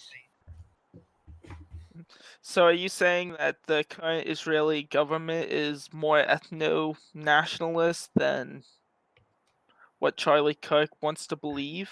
Oh, yes, it definitely is. But Wait, honestly, I'd agree with you 27% there. are Arab Israeli. How did we get on this subject yeah, exactly? how are we? That was I just don't always see- goes back to the I don't see Jews. what Quick what wit Israel's joke. relation to this topic would be in this case anyway. I think most of us Yeah. here probably support Israel, so I don't even know if this is worth discussing, except maybe Closington. Wait, how did this come up? Like I've been paying attention. I don't Well, I don't I was understand. just trying what, to bring in a aristocratic ref- owl. of What if Israel. we try to do a refugee type thing where you try to bring in the more liberal people from Afghanistan over there and just give My- Afghanistan Wait, over how do you to do Okay, I that? see where you're That's coming like from. 20 I see where you're million coming from on that. people. Oh. Yeah, I'll give Yeah, a 20 response. million that's a good people. idea, mate. I'll That's give, like I'll give a millions of response on that. I'll give a response on that first, and then I'll let the others come in if they need to. But the reason I don't support this idea of like having other more liberal, quotes, more liberal countries act as refugee intakes in this case is because people should not be subjected to that indignity in the first place. The people who are the Yes. majority in Afghanistan who hold socially progressive ideas in the first place should be able to live in their own country as they like, and not have Yes. a minority Yes. of complete terrorists push What- them out of their own country. how What much of a happened to majority is it? what happened to this whole idea of sovereignty trumps everything? It's like you're taking the frame of reference of the Taliban. Why? They've been reduced Exactly. to 13%. and the Taliban aren't even an if you internationally took- recognized government even- like They Afghanistan. don't even. They even don't if even. you But took here's the thing: the how many of the framework If you people talk of the over each other isolation. one more goddamn time, They don't have the I monopoly on swear to violence. God. The, Yeah, the I Taliban swear don't on have my the Lord, monopoly Everyone on needs to go violence. one at a time. Everyone needs to go one at a time here. So I'll let Kevin go first, and then the others can follow after. Okay, thank you, Ray. Just to briefly talk about this, oftentimes you will see this narrative out there that is propagated by those who are opposed to Western intervention in Afghanistan that talks and posits things in terms of Westphalianism and sets the frame of reference in terms of state sovereignty, with the Taliban being the legitimate state sovereign. The problem with that, of course, is that one, they're not. There are four conditions under which states can lose sovereignty, which, of course, Hitchens points out. One of which is harboring or committing or funding terrorism, which, of course, the Taliban did. They were an accomplice to 9/11. Furthermore, if we look at it in terms of the sovereignty, the frame of reference currently with the current status quo is in Kabul. It's not the Taliban. So this whole idea that we have to go out of our way to appease the Taliban, no, we don't. We got them down 57% of their territory lost in the last 20 years or so.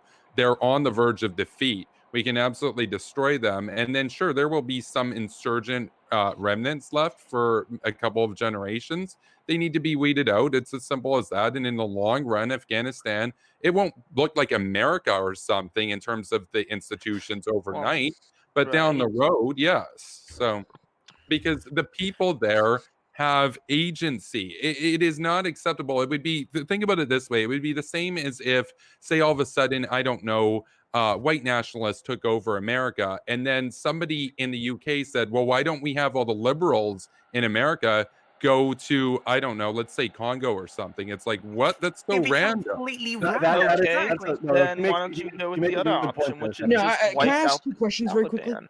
Wipe out the Taliban and do whatever you can to wipe out all their supporters. Because there's only two options that I see: either the Taliban takes control of Afghanistan, or you wipe out them Well, I mean, permanently. they already with all don't the have. people. No, the thing that you're ignoring here is the Taliban already does not have control.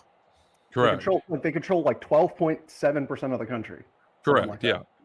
Whoa. So, like, why Okay, are people showing deference to a terrorist No. group that doesn't even have 6 control? minutes over There's an smoke intermission in break, this and show, right? I'm Hold on. lacking nicotine, and we all need a break to learn But how yes, to there talk should one be at there a should be a time. break. There should be a break soon, because usually we would actually have had our break like 15 minutes ago, but we're like totally outside the boundaries. But it's fine. Right. But just keep it in mind, guys, as we go along. We'll try to make it have a natural kind of like run off into the break. So I'll let people Yeah. continue to talk for a little bit while longer. So go on Okay, anyway. and Ray, can I introduce the topic of the Taliban taking control again after the break is over? Of course. The thing that we're going to try to do is Okay. we're going to is when we come back from the break, we will have the topic that you want to talk about, which is basically what the Taliban would do if they could, but try to describe it in ways that aren't too graphic, please. Of course. And then after we've like You don't wanna completely get come into the topic and demonetized. we've come to like most of an agreement on all of this, then we could go to the next topic, which is basically just an assessment of Super Tuesday, which will be a much more lighthearted topic, I'm sure. Whereas this yeah. one has been a bit of a Not nearly as it's been contentious. quite a thing. Yeah, but I mean, obviously, before we go to break, I'll say to you all, you've all been absolutely fantastic so far, and I'd love to have all of you back like in future streams as well, because this format is actually working quite well, given that people don't necessarily agree on this panel yet. Everyone has been having a pretty civil discussion overall, and there haven't been any like really cringe moments. I think that everyone has been quite good. I've been a bad girl. Well, except for you. There's Oh, the yeah. cringe. So cigarette break, guys? So yeah, I think we will go to the break if everyone is okay with that. Are you all okay with that? I'm Yeah. fine with that. No, I Yeah. changed my mind. Fuck Mhm. you all. We're totally going to the break. So the break will be roughly 3 minutes, but if we overshoot the time, the counter will just stick at the end anyway and Minutes to display have a 0 for the smoke. remainder of the time. So we'll be okay.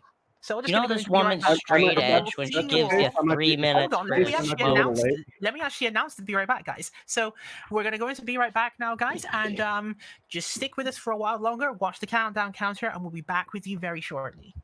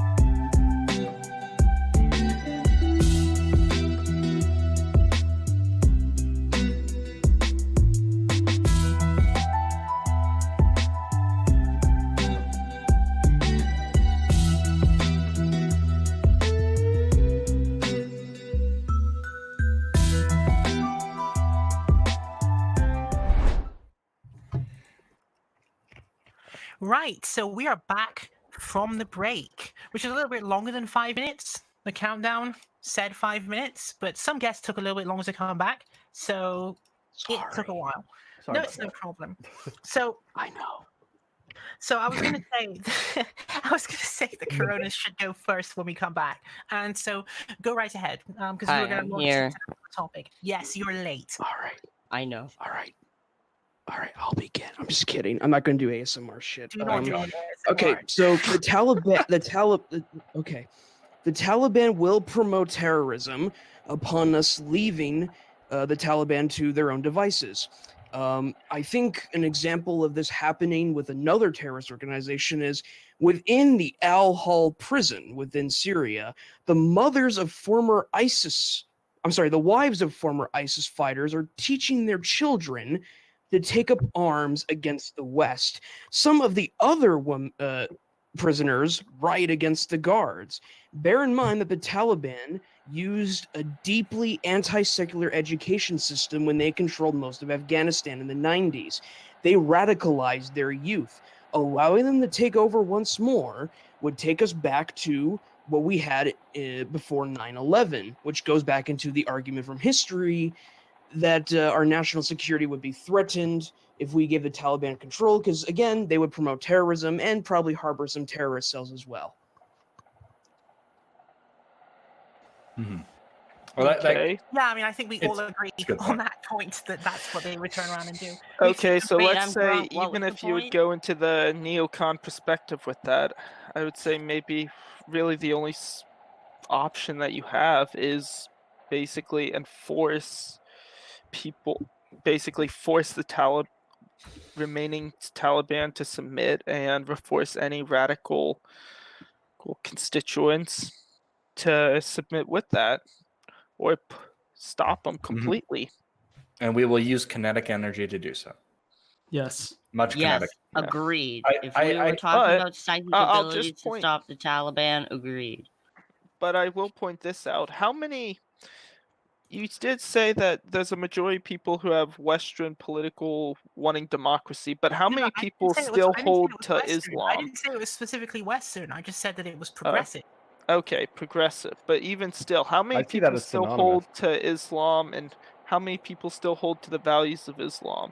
And if you look at what Islam as a culture is, you can still see that it's still pretty radical, and it'll still want to do things like taking out gays and so forth. And so you still have the problem of there. And so if you really look at it from a... I think I'm that sorry. in terms of the majority of the population in Afghanistan, yes, they are going to be relatively old-fashioned on a lot of social issues that we will not find satisfying. But again, something that Reese had said before, which is that when you set those things in place, when you come back to them 30 to 70 years from now, they may have progressed significantly on these issues, because at least the groundwork through which people could actually express their political desires. And what if they don't? This is But something here's the funny. thing. to What add if they don't? perspective. What if This is the something funny. Oh, sorry. Afghanistan Go on. stays with how it is now? It's the present now, and what if they stay now? Well, I mean, these are And they what continue if to stay questions.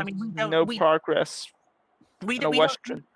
we don't know absolutely for sure what they might choose to do. But I mean, that's for future generations to interrogate, isn't it? Okay, so what you're saying is you agree with the premise that America should step back and let Afghanistan decide what the future should be for themselves as a people once They you can't take out the decide. That Taliban. could be an option. So wait, honestly. now controlling their the behavior. people of a nation can't decide, and we have to step in and decide for them. Yes, because the Taliban doesn't respect democratic institutions. They want to decide. No, they need to be able to decide, but it's the Taliban which is preventing them from being able to actually make decisions. Once the Taliban has been put out of commission, then they'll be able to make their own decisions, and we'll see where those decisions take them.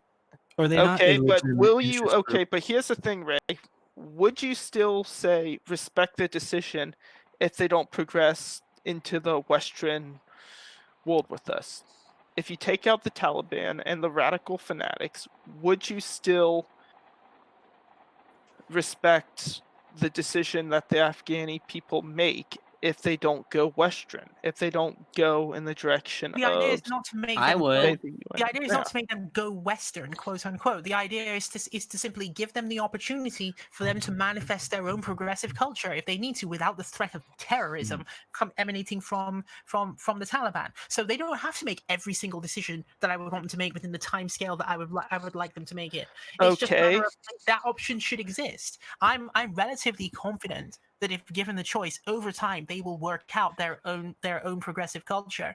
But it's But we're making not hypothetical necessary choices. for I'm us- just saying that if we work out, Hypothetical. yeah, um, okay. But considering how I'm just trying to think, if we continue with this, to what extent that you're wrong. considering how Would you sort of have to let? Would you be dysgenic, happy and Islam. fine Oh, with con- an Afghanistan Shit, that am I stays muted and typing? ethnocentric? Shit. Would you be fine if Well, define they decide to ethnocentric- choose define to be ethnocentric. ethnocentric? No, but define ethnocentric in this context. Basically putting their own cultural beliefs and the current cultural beliefs of Islam and a No, lot but of if the they ideas of innovate- Islam first, and a lot of But their own no, people hold on, first hold on. within there. Well, then I don't agree that the term ethnocentric and Islam are synonymous. They can develop their own progressive culture. It does not have to be led by Islam. But it You still could wouldn't be the definitely same. It wouldn't be the same. It wouldn't be the same culture that they have. Like essentially, Yeah.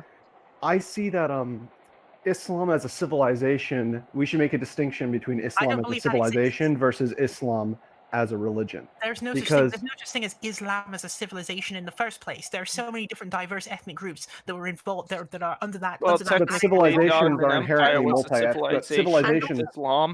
Civilizations tend to be multi-ethnic and Of quote course, unquote but I'm saying- multicultural. Yes, but I'm saying that why allocate to them this label which they may not even see for themselves?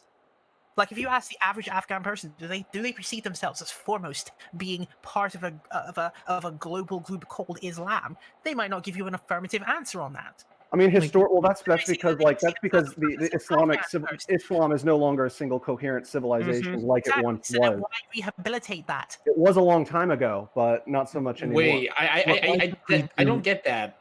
How would a landlocked country be in contact with an island nation? That doesn't follow. I don't follow how like you we could have have one the Islam. European Union, for example, that is. Yeah, but I don't know of that? any historical instances where you had Afghan Central Asian people interacting with Malay people. Exactly. I'm sure Malay people in Central Asia have had relations. but- Basically, when I say quote unquote Islamic civilization, I'm referring to the historical Islamic world. So everything. Yeah, I get that, Morocco but that to doesn't East or follow West though, because Asia. Central Asia and Malay Yeah, are in the two point different that Chris places. was Yeah, no, trying because to make- Malaysia, even though it's generally Islamic, in Indonesia, even though it's generally Islamic, I would not consider as being part of the quote unquote Islamic civilization. Why? They're the two largest Islamic countries in the No, world. I know. They're an Islamic country, but they are not part of the same super Why do you organism. think Afghanistan is then? Given that Afghanistan is in Central Asia, and that country that location in the world would certainly not have been Islamic until Islamic invaders went there.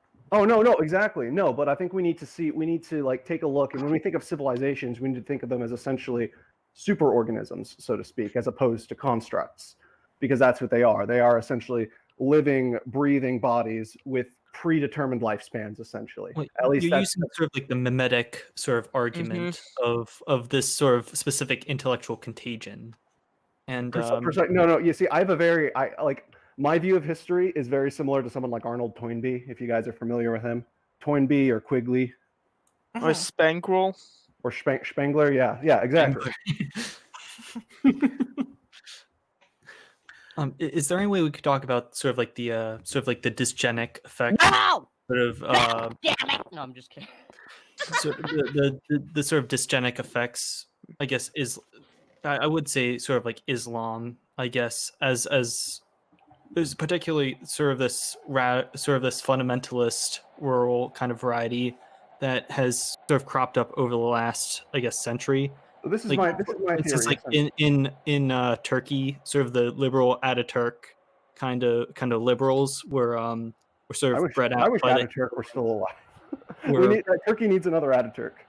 But also you had something like that in Iran, where you had sort of the hinterlands, sort of the low IQ, ethnocentric, sort of fanatic types seize No, I'm power. sorry. Whenever And then someone you says had low something like IQ, that in Afghanistan can't too help but with the think of Taliban. low I've, IQ. I've heard this kind of theorization being presented by people before, but I'm not entirely I'm not convinced by it at all, because many of the people who you mentioned, the Iranian Revolution, for example, I've used revolution in massive air quotes here because of the fact that what happened in Iran was It was reactionary. It's reactionaries, really. But the Iranian so-called revolution did not seem to be led by people who were in the rural areas. At any rate, there are plenty of people who were in the urban center of that, students. who were urban student types and other sort of privileged city people who were essentially striding about and looking for an avenue to express their desires to control people. The I'm whole being thing really is frank the about whole this. entire thing was a reaction to the. I mean, if you read Arnold Toynbee, he talks about what he calls the internal proletariat, which is essentially when a civilization spreads and it sort of almost like assimilates other parts of the world that were not previously part of that civilization. The people there, like the culture itself, forcefully starts to mold to the occupying civilization, so to speak. And then that ultimately pisses off the people inside the quote unquote internal proletariats. And then they revolt against sort of the pseudomorphosis of that like the cultural pseudomorphosis that is happening there. I don't want to say westernization because it's not just the West that has done this historically, but then you have like the discontents who kind of miss the old way, who essentially want to take their land back, who want to revert their culture back to like the previous state of being, because they are afraid of the influence that is essentially occurring. And you even see that There today. were socialists during the time period who also had a similar theory, except they cast it in a more dark way, one which I would agree with, of course, which is that they said, similar to what you're saying here, with a different perspective on why it is happening. They said that as opposed to it being a sincere desire for, quote, freedom on the parts of these revolting groups, it was more the fact that they were upset that not that liberals were sort of doing things in their territory or intervening upon them, but rather they were upset that liberalism did not permit them the ability to run their own private tyrannies. And so the complaints of these reactionaries against so-called imperialism in this context is not because they don't like having sovereignty taken away from them, because many of these people don't respect the sovereignty of ethnic groups in the first place, but rather they're upset that their own private tyrannies were being interfered with. I want to hear what Hara's take on this is, because I know you're probably. I'm going to assume that you're probably. I'm blushing. What's the question? I'm going to say you're probably the resident anti-imperialist here. I'm going to assume. Oh yeah, I hate all states. Well, yeah, go on then. I'll let you respond to that. What's going on? What's the question? I'm sorry, I wasn't paying attention. Yeah, go ahead. I wanted to hear what your take on what Ray just said was. What did you just say, Ray? Okay, I'll repeat. I was saying that the complaint of being against imperialism that you hear from these reactionary groups, particularly in Central Asia, is not because they're actually against the idea of having people's sovereignty taken away from them, because they're quite happy to take that sovereignty away from minority groups under their jurisdiction, but rather their complaints of imperialism is bad in this context is because their own private tyrannies have been disrupted by the expansion of Western capitalism. That's the only thing they're actually complaining about. Who is? Can you say this in dummy language? Reactionary leaders such as the people who established the Islamic Republic of Iran, or the people who established the Taliban, for example, or certain ossified groups who are operating in certain Middle Eastern fiefdoms.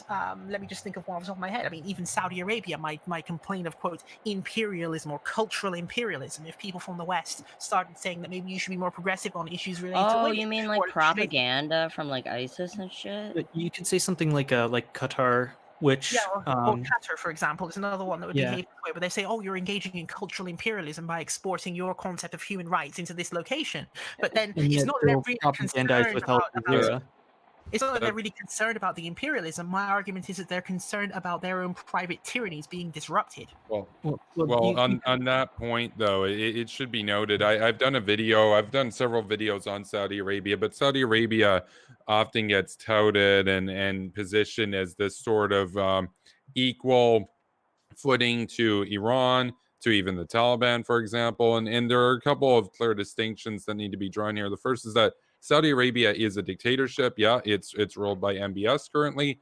However, I'm of the school of thought that's in line with the thinking of Jeane Kirkpatrick, who is the neoconservative who led, I believe it was the State Department under Reagan. And she had the view essentially that the United States of America in particular can work in good ethics essentially with these dictatorships to in the short run defeat greater foes, and then they can be pressured thereafter to reform, such as we saw in Chile as an example, where they were fascist during the Cold War and became a democracy Well, after I wouldn't call them. Soviet. Okay, so I'm just going to say I wouldn't call Chile fascist because they don't fit the definition. Like by definition, Pinochet was he was definitely like a right of center dictator. He was a dictator with neoliberal economics. Exactly, which completely disregard or discounts or which completely disqualifies him from being a fascist because he wasn't a protectionist or a corporatist. No. Keep in mind though that it was essentially liberal. But I think the main point that Kevin was making there was more on the dictatorship part of it, not necessarily the specific word which. Okay, yeah. I'm just the connotation of when it comes to terms like. If I could just finish how this was relevant to the point of what Ray was talking about there is that yes, Saudi Arabia and say Qatar and some of these other states, even Jordan, that have worked with the United States, even worked with Israel, which is very remarkable. They Saudi could Arabia too. They have like yes, absolutely. a very Saudi silent, Arabia, unspoken alliance with Israel right now, even though they're not allowed to go to each other's countries. They could complain. Their leaders could complain of imperialism and whatnot. But what you're more likely to see happen is that some reactionary movements that are more reactionary than MBS within Saudi Arabia get dissatisfied with the government. They see the government as too Western, which it happens in Saudi Arabia, where the Wahhabists within Saudi Arabia don't necessarily like the House of Saud, but they have to make deals with them because otherwise they could be purged. And so they would have Saudi Arabia be far more tyrannical if they had their way. The thing that we need to note is that when Iran and these other states and the Taliban are dealt with, yes, those regimes will, in the grand scheme of things, acquiesce. That they won't just say, oh, we're done or whatever, because they know that because of the absence of a common enemy now, in other words, the Soviet Union in the Cold War, or in this case, Iran or the Taliban, now they're on the chopping block if they refuse to play ball. And so they will be forced to reform. And so that's why I consider Jeane Kirkpatrick to be one of my intellectual inspirations and whatnot, and were the foundations of my neoconservative view. So I should say, Kevin, actually, I've got a great question. I've got a great question that I need to ask you now, then, Kevin. From your interactions on the scene with people in the generally the American scene, let's call it that, because I don't want to be too specific. But with your interactions with people on that scene, have you got the impression that there are a large number of people who also agree with you on that position? There is a chopping block, and that there are people who cycle onto that chopping block as other mutually held enemies disappear. Well, in terms of how U.S. foreign policy has been conducted prior to Obama, for example, up until Bush, but more particularly up until H.W. Bush and the beginning of Clinton, it was clear that there was a focus on these guys are bad that we're working with right now. But after the Soviets are done, we can either pressure them, in which case most of them will come along, and the ones who resist can be dealt with militarily. And there was also the idea that in the present moment, you don't know who will win. And so you have to make some decisions that might not seem great, and which, oftentimes we see the argument, well, hey, look, America gave weapons to Mujahideen and then blowback happened. As if Reagan and all those who approved that didn't know that blowback would happen. They knew that blowback would happen, but they were willing to do it because if they lost the Cold War, there wouldn't even be in America for the blowback to occur upon. And so sometimes you have to make a decision is dumb, like say you can't afford rent this month, you might have to go to a predatory lender Doesn't mean that you like it. It doesn't mean that you don't know that this might not necessarily be the best thing. It's the only option you have. And that if you win and if everything gets cleared out, then you can follow the course of progression. Whereas if the Soviets win, or in this case, if the Taliban wins, if Communist China wins, they will pressure in the reverse. They will act as the world police, but instead of acting as the world police to help the protesters or to help the people there, or even to promote the national interest, which as a result of it happens to help the people on the ground, they will intervene to help the regimes quell the protesters, such as what Putin has done in Venezuela, for example, or what China has done, Communist China has done in places throughout Asia, as well as Africa, mind you, which doesn't really get talked about, which is that I'm done with this whole notion of, oh, America shouldn't be the world police. Somebody will be the world police. It's just the frame of reference. So on if there's who gonna they're have to be a police. dictator, it should be America. Damn it. You know, that kind America! of goes into Fuck the yeah. whole notion of what you I would can't point see into Robert the McKell's iron motherfucking law of nation. oligarchy, that there's always a cycling of elites and that you can never replace the elites. Well, no, you can never. No, Kevin, There's actually, no way I of want to ask you a dethroning question. elites, you can only replace them. Like, Well, I look, can I- look, can I guys, ask you a before we question? go, before we go off on this, I think that in terms of what Kevin is saying there, what he's saying is broadly applicable, regardless of which power you happen to be talking about. So I'm just going to follow up with another question for Kevin. I know I'm giving him lots and lots of like extra time, but it's okay. It's No, one of the things where if it I happens, can it answer happens. any. Yeah. And so the question I'd have for you, Kevin, on that is I take your view there. Do you accept the possibility that in the future there would be so many different fronts open at the same time that the United States would not be able to feasibly manage all of them at once and may have to actually create a coalition of people, including people who maybe have been its former adversaries, for example, Yeah. who would be responsible for maintaining the world system in its most fluid form? Yeah. So, Like for example, do Russia? you anticipate Well- a scenario in which you might have to actually cut a deal with China, for example, over yes. maintaining stability Or somewhere? cut a deal Yeah, with Russia? to answer that question, yeah, Iran. because that goes right along with what Jean Kirkpatrick was talking about, which is that we don't like Franco in Spain back then. We don't necessarily like having to deal with fascists in NATO. However, we know that that they've killed far fewer people than the Soviets have done. It's orders of magnitude difference. And even if they did kill the same amount of people, again, it goes back to the Wait, fact are that a we pro-American comparing dictator. death tolls Yeah. to that say a pro- someone is Hold on, I better do than have the a- other? Well, hold Yes, on. I do have a follow-up question to that as well. I know I'm giving you a lot of okay. questions here, Kevin. Yeah, but- to but just when finish you- addressing your first point, though, on willing to work with former adversaries, absolutely. A good example of where this actually worked effectively was with Nixon reaching out to China, That's which exactly what I was going to you ask. would think. Yeah, you would think that that's insane. Like they're both communists. No, Why well, would I you wouldn't work think with the that, of course, Chinese but- against Moscow? However, there was a Sino-Soviet split, and Correct. Nixon recognized that the Soviets were the greatest evil because even though they were both communists, the Soviets were pointing at that time somewhere between 30,000 and 35,000 nuclear weapons in America. Communist China had about 200 nuclear weapons, and those were pointed at the Exactly. Soviet Union. So he That comes recognized. exactly to Correct, the, no, no, correct. the That is rule exactly, number one. before you guys Rule go number on, one no, of before you guys go on, international hold on. relations. Before you guys go on, that is exactly the question I was about to ask him, and he actually delivered the exact answer that I wanted as well, which was that yes, this is how this works. That when they looked at this, when Nixon went to China and they made the decisions that they made, those were Richard made Nixon as went to enlightened. Those were made as enlightened decisions because they correctly understood and assessed that Russia was a greater threat to Yes. to world stability at that time than the People's Republic of China was. That's Yeah, exactly and I'm that's rule number one of international relations. Always support number two on the world island.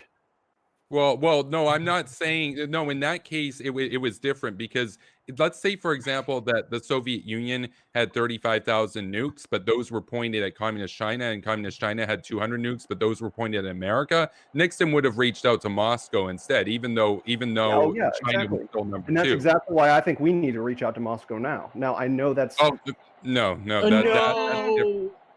No, No. to the hell to the Absolutely no. not.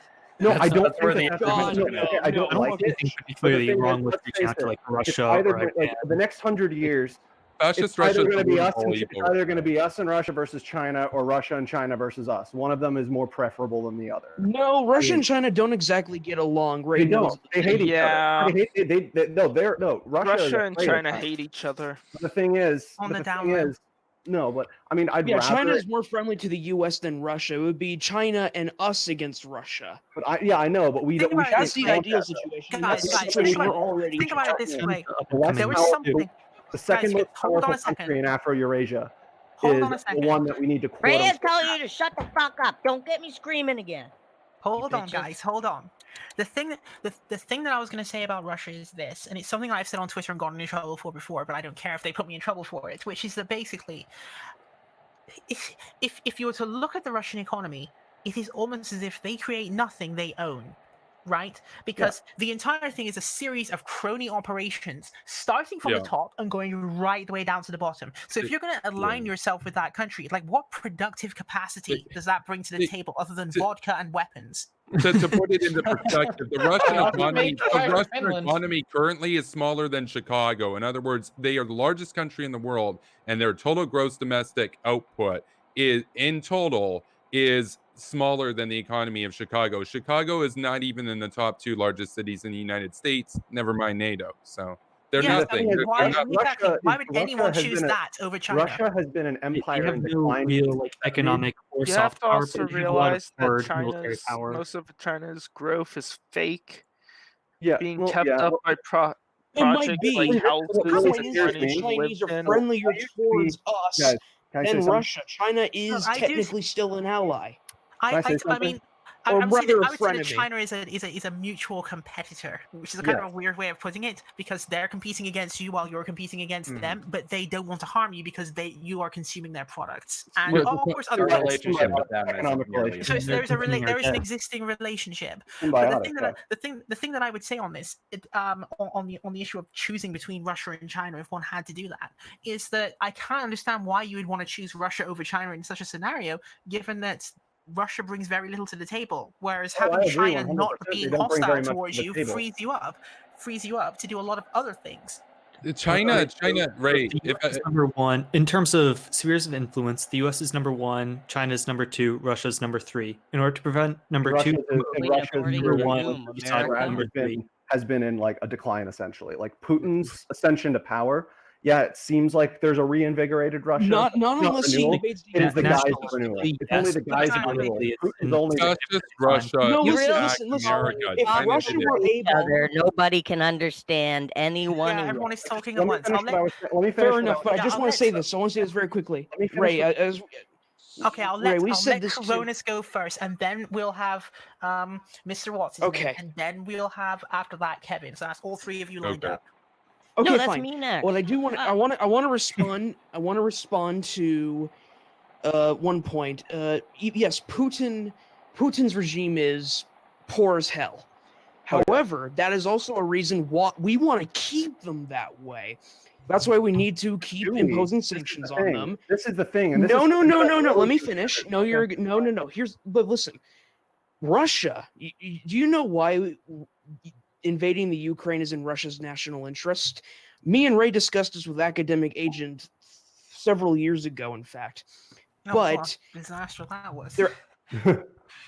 their access to oil, having access to the oil in the Ukraine would give Russia an economic boost. We want to keep Russia in poverty, because if we don't keep them in poverty, then they can actually compete against us, and that would be a threat to global hegemony. And also, said, I should specify that when you say in poverty, you mean the regime, not necessarily the people themselves.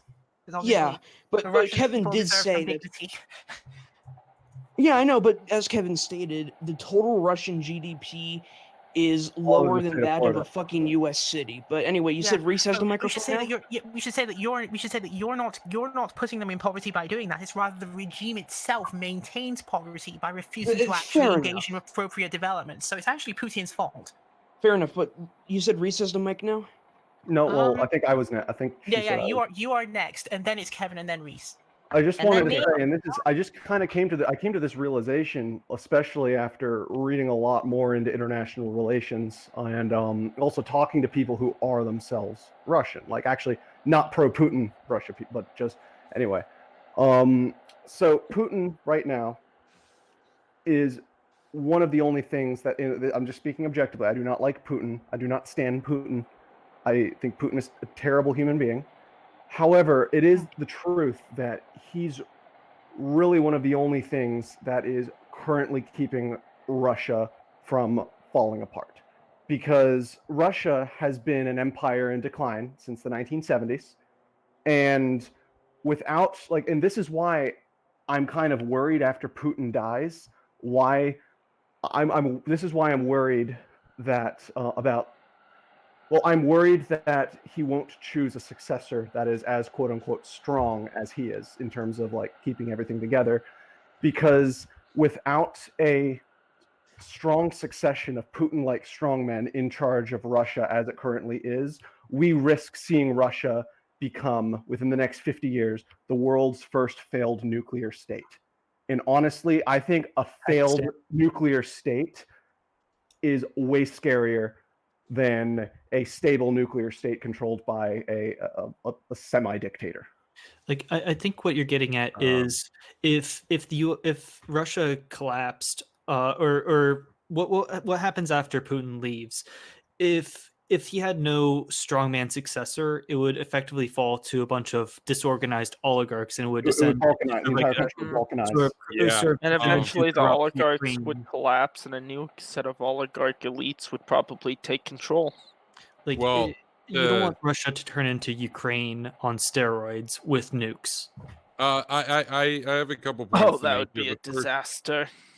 The first point that I need to just make quickly is that to Ray's point about the poverty of Russian economy, we need to look at one figure here, which is amazing. Now, I'm not a communist. I talk about it on Twitter all the time, how I am in opposition to communism. However, in fairness to the communists here, in 1989, the average Russian per capita GDP was right around $10,000 in today's money, or 2019 dollars. I'm a communist and I hate the USSR. Today, the average Russian GDP per capita, it varies. It's hard to get data and whatnot. It's around $9,800, $9,900 in 2019 dollars. In other words, after 30 years, they're about 1 or 2% poorer each year now than they were under communism. And so where did all the money go? It went to Putin's Swiss bank accounts. It was plundered by the oligarchs. It's about 3,000 families. Wait. Are we talking about and- Stalin era? No, I'm Because talking that about was- Putin. I'm talking about 1989 to 2019. No, you said you were referring to communism, which was 1989. Gorbachev. 91, I thought. Gorbachev. Mm-hmm. 1991. Or Yeah, the he's supposedly 1989. communist Oh with my a God. government in power. No, you've misunderstood. He's referring. He started out with the preamble saying that he is no communist because he's saying that his criticism of the existing capitalist Russian government should not be taken as a signal that he is a communist. That's Yeah, what I'm he's trying saying to the say. communists in 1989 did a better job of enriching the common Russian than Putin has done, which is a dismal and damning rebuke of Putin, because obviously I'm opposed to the Soviet Union. However, to get to the point that I was going to make a little while back that Ray had lined me up for, is that the thing that needs to be noted here with respect to communist China is that, well, they're both rival superpowers or contested superpowers. There is a clear distinction that needs to be drawn here. We cannot work with fascist Russia. We cannot reach out to them. We should be reaching out to communist China, even if they are objectively more powerful than Russia, for the simple reason that fascist Russia attacked America already multiple times in terms of cybersecurity and invaded Ukraine, and has been pushing towards invading Estonia and blackmailing Germany. Whereas communist China, yes, they are opposed to our interests, but they haven't declared war. They haven't done Didn't they actual also active invade war. Ukraine? Didn't communist China technically try to use a couple of cyber attacks against the U.S.? And here's Don't that you was a guys know minor that thing. communism's That's not our supposed capability. to It was a have minor thing a that state? capabilities. Yeah, Fascist in Russia response to what you're actually. saying, I think waged a campaign to get Trump elected. Now, they didn't change votes, but they waged a massive disinformation campaign. Shut up, I'm the Furthermore, mod, bitch. Furthermore, You, furthermore, it Kevin. should be noted here that fascist Russia, well, they are a power in decline. That makes them very much unstable. Communist China, their ambitions, they're looking at like a 500-year window of nothing more expansion. dangerous than a wounded bee. Whereas with fascist Russia, rather, Putin does not have a successor lined up. He will not pass it through the family because he doesn't want a woman to be running Russia. It will be absolute chaos. It could be Shoigu. It could be, Peskov. Any of those guys, there could be a power struggle.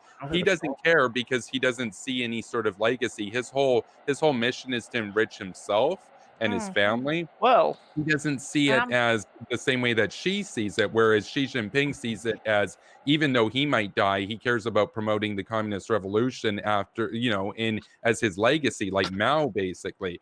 But Putin doesn't have that. He's kind of a nihilist in that sense. And so there will be chaos. But my final point here, I would rather have a Russia that is completely chaotic and becomes balkanized, where some of the states that come out of it are pro-American, like how Montenegro did and Kosovo and whatnot, and some of them have nukes and they divvy up the nukes, and have them be united waging war against us and us doing nothing about it. So thank you for time. No, well said. What I want to say well real said. quick is just... Can I...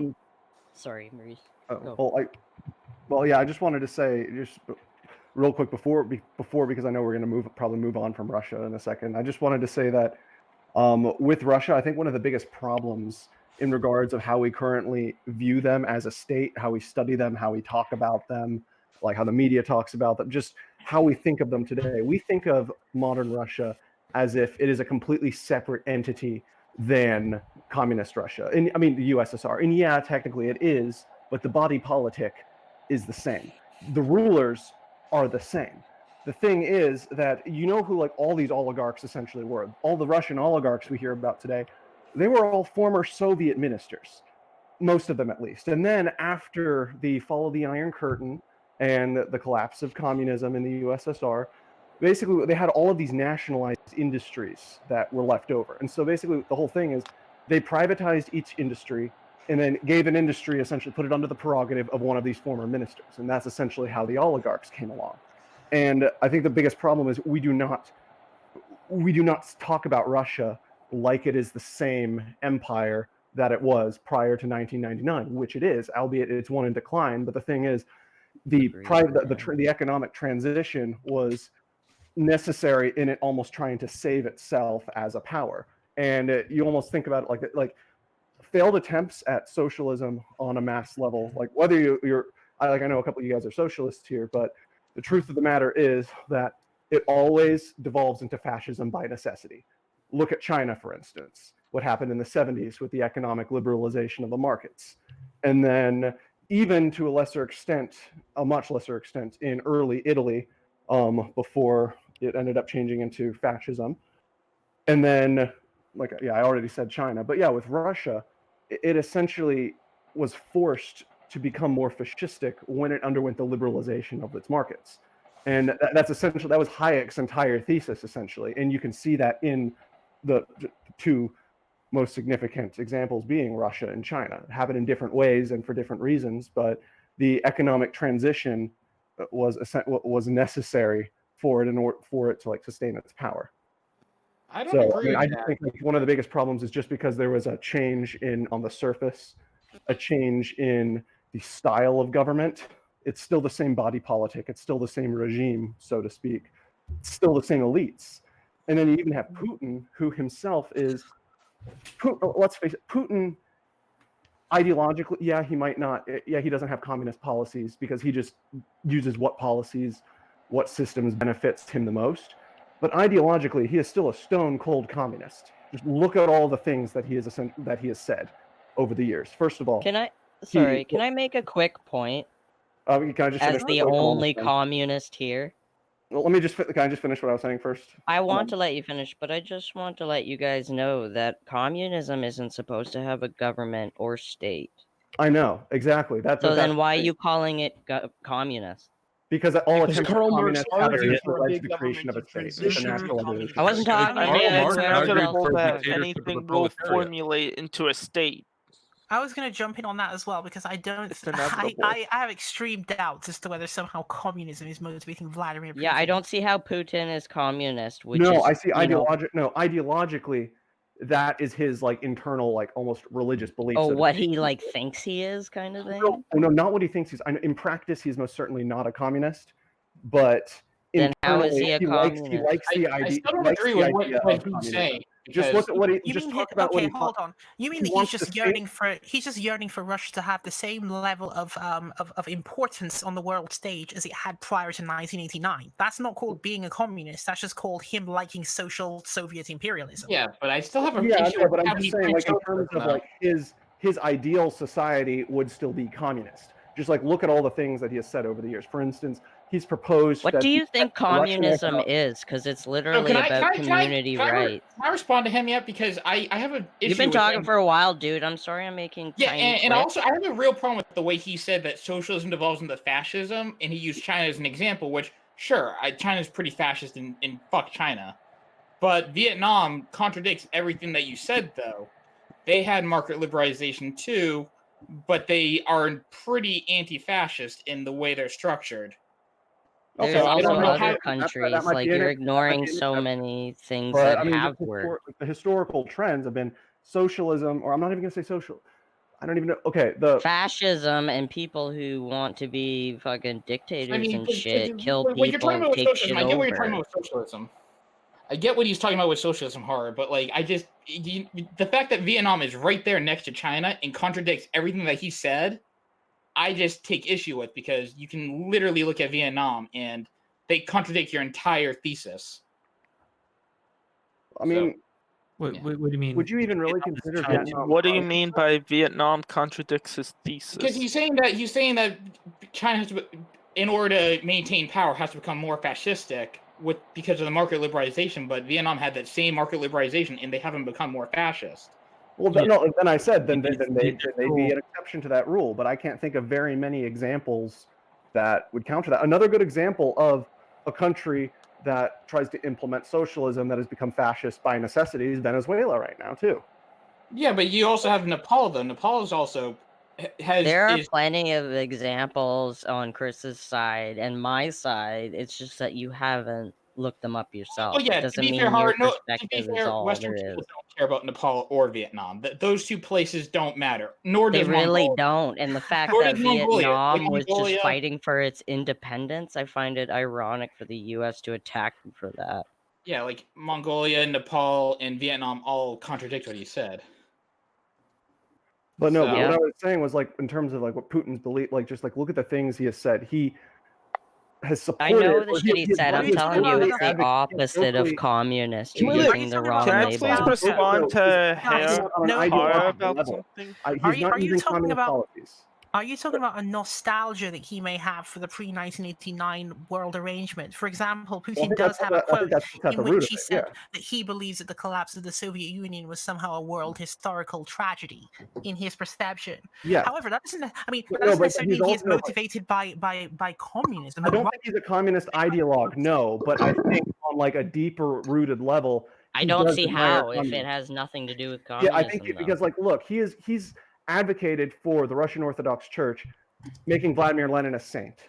He has said if Jesus Oh. Christ were alive today, he would be a communist. What is that? He has Yeah, also- he would actually. He'd be an anarchist communist, but Putin Yeah, but is why I nowhere don't near a think I don't think communist. we can say what people who lived 2,000 years ago what they would I mean, be. by based on standards. his I don't think he apparent could read about actions, everybody. We should defended let that Reese speak. We should shit. give Reese. You know, Reese has been waiting for quite a while to get his. I take know. in the I toilet. feel bad for Reese, but he's Yeah, not the yeah, you know, only I'm one. done- I I'm don't done really with get a that anyway. say in here. I just get talked over and ignored. I so- also No, I you've talk been- the least. If we're being fair, I talk the least. Yeah, fair enough.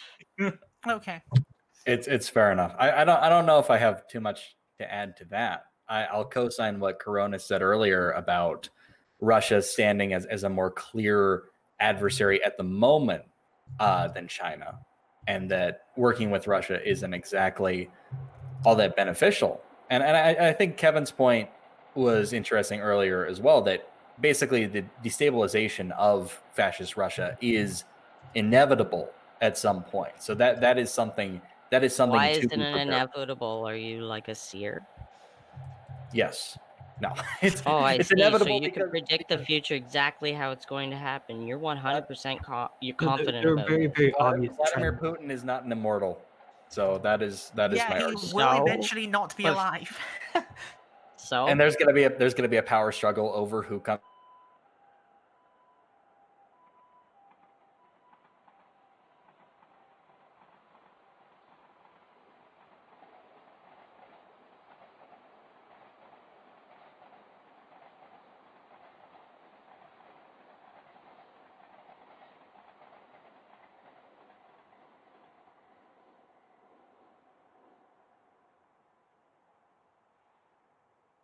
Now, That's literally what creates similar things, and so this is obviously a problem.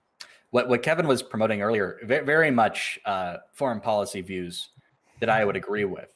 The idea that there are situations that arise around the world and they have to be prioritized. I'm not. We constantly. I see we have a little bit of a glitch problem. So I'm going to put it into be right back, and then we're going to toggle it back to. Oh no, it's suddenly working again. How strange. I was afraid it was going to be another TTOS. Yeah, no. I thought for a second that it was like wrecked, but it doesn't actually seem to be wrecked. Can someone in the chat confirm to me that everything is still working? It seems like we are. Yeah, it seems so. No, continue your point. Do finish it then. So it's very in a lot of these discussions, I find that interventionists will get strawmanned as wanting to wage war on the entire world or invade all countries at once. And I've never promoted this, and I've never truthfully seen anyone promoting it. Even the most prominent war hawks. And if I saw someone promoting that, I would think that that was really fucking stupid, honestly. It is, these situations arise, we prioritize what is most important, and sometimes that does require us to work with countries that we don't agree with on everything. And if we bring it back to Afghanistan, that is what we are seeing now. We don't agree with a lot of what the government does or what they stand for, you know, in terms of having an extremely religious society. But it is about choosing the lesser evil. It's about, sometimes these situations are going to force you to have strange bedfellows. And in the larger scheme, I would rather have some kind of economic agreement or understanding with China and economically battle Russia. I'm not even someone who is necessarily advocating any kind of militaristic intervention against Russia. And truthfully, I've never seen anyone argue for that. Yeah. It's just because they're far too powerful. But that doesn't mean that their proxy states aren't worth fighting. That doesn't mean that keeping them contained within their country is not a worthwhile goal. And eventually, yes, where a lot of us are probably not even going to be around to discuss this. But when Russia inevitably falls into another power struggle, that is going to be a challenge for the United States of the future. But that remains to be, that's a future issue at this point. The other thing, so one more thing about because I can't get a word in, damn it.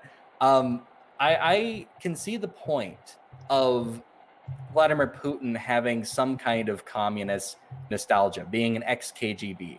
He is not communist. Maybe fake communism that Fake Stalin promoted, which was actually genocide and dictatorship.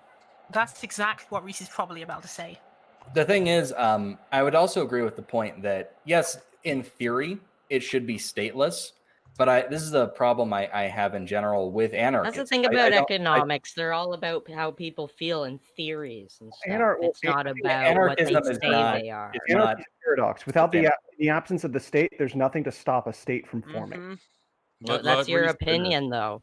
That's not the ultimate truth. No, that is the reality. Within history, you see no, that that's still your opinion. I'm really Hobbes. sorry. That's still your opinion.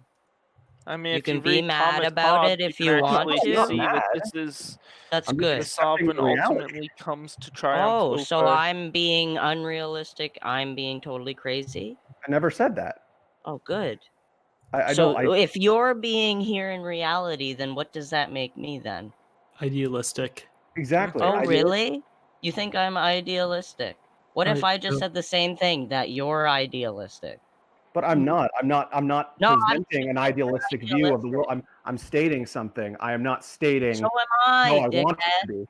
So No, you don't have to no, call me an idealist or say that you are being a realist and try to subtly insult me. I'm not You really insulting. I'm don't. not trying to insult you. I Well, never. you just did. Well, maybe you feel Okay, how would insulted, you but feel I never right tried. now, buddy, if I just said, "Well, I'm just in reality. It's not how I I'm said just talking about real life right now, and you are fucking idealistic." Like, what the hell? Would you not find that insulting? Well, no, I'm not saying it to be insulting. I am Well, just. you were, so stating an impact over observation of the intention, world, of right? human Let's nature. let Race talk for a bit, because you've been talking for like 20 minutes.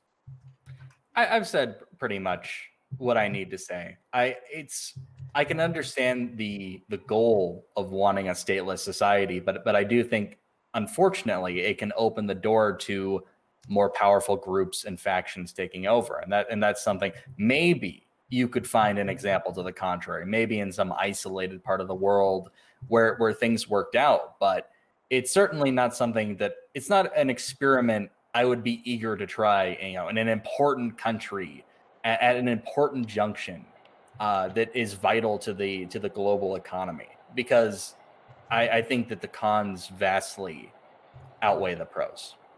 I'll let somebody else talk though. Okay, so I kind of feel like we've gone through everything involving Afghanistan, its adjacent countries, and Okay, but what about beyond, Reese? to the point where, What about me? No, he already finished what he was going to say. Oh, okay. Did you? Yes. Okay, he good. did. Yeah, pretty much. Good. But Can I also, before you keep going, okay. someone had a question for me, and Chris said he could answer it for me if he wants, and he also still has a story about his sister, if you're interested. Oh yes, thank you for reminding me of that. Okay, so what we'll do is we will first. Well, I deal with actually had a question for her.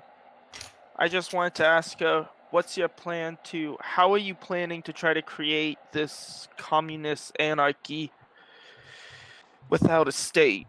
That's sort of what I would like to know. We literally can't go into that There's now. no That would end up time for that, diverting. buddy. There's literally no time for that. That'd have to be a whole separate stream on anarchist politics in that context. I would love to do that, but yeah. I would allow you to do that. You'd have to obviously get me a bunch of guests, and it would be a thing, because I would want to know the answer to that question myself as well, as a dirty statist myself. So I'm I kind of have a curious lot to fucking say. Okay.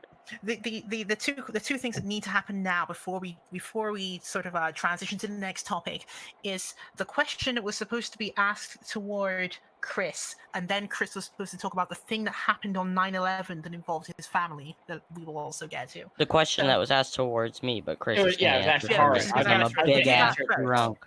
Yeah, so do that first. Yeah, so the question that was asked to Hara was about I think it was basically about her thoughts on the 1979 revolution, whether that was basically genuine. I think was that basically what the question was. Yeah, do you remember right? It was basically yeah. I mean, and basically a lot of people who were a part of that revolution, a lot of the actual student activists, basically have buyer's remorse. So I would argue that while the actual people who created it, I kind of take a centrist view, I guess you could say, a lot of the leaders of it, basically, I kind of agree with you, Ray, where basically they were just opportunists and they wanted to have their own sort of version of I want to oppress people my own way. You had that, Yeah. but I think, but a lot of the people who are actually on the ground doing it, I believe genuinely wanted an actual better situation. That's why they revolted. And then they had instant regret. Yeah, basically, because a lot of them said, because basically a lot of people have there's basically studies that show that a lot of them basically did have instant regret when they saw the government that they basically revolted in God. So it's a lot. Because I mean, this is one of those cases where, and I'm just gonna give a little bit of praise out to Zbigniew Brzezinski on this one, but he actually did predict this, which is why he had something called Option C. So if you guys are on Google, basically just Google bbc.co.uk and Google Zbigniew Brzezinski Option C Iran, and it will probably deliver to you the article. And it actually has Zbigniew Brzezinski in the time just before that revolution occurred, predicting precisely what would happen and saying that that the leaders of that particular quote revolution would need to be prevented from carrying out that revolution because of the fact that it would actually result in a more backward situation than you started out in. So it was a correct call Which by I him. wouldn't Sadly, consider personally a revolution. Yeah, I mean, it's a obviously, revolution in the is sense that somewhat like a lot of the revolution. followers actually did have genuine things that they wanted and things that they thought they were going to get. That's But right, the- but like the Nazis, they corrupt many innocent people. Yeah, to but be then evil Exactly, and I people. think it is. I think it is. I think it would not be. It would not be unreasonable to make a comparison between the Iranian regime and the way that Nazi Germany was able to deceive people into supporting it. By calling themselves socialists. A number of Yeah, ridiculous. National Socialist. I mean, oh a my number of fuck. ridiculous tools were used during that time to convince people to support the Iranian regime. Tools which they're probably still employing today. And then plus you also have to consider what's interesting about Iran is that even though they are, in terms of like out of all the Middle Eastern countries, the largest national security threat, they are, according to the State Department, the largest sponsor or state sponsor of terrorism against the West. Yet the irony of that is even though like the government, the Iranian government, the regime, if you will, absolutely hates the West.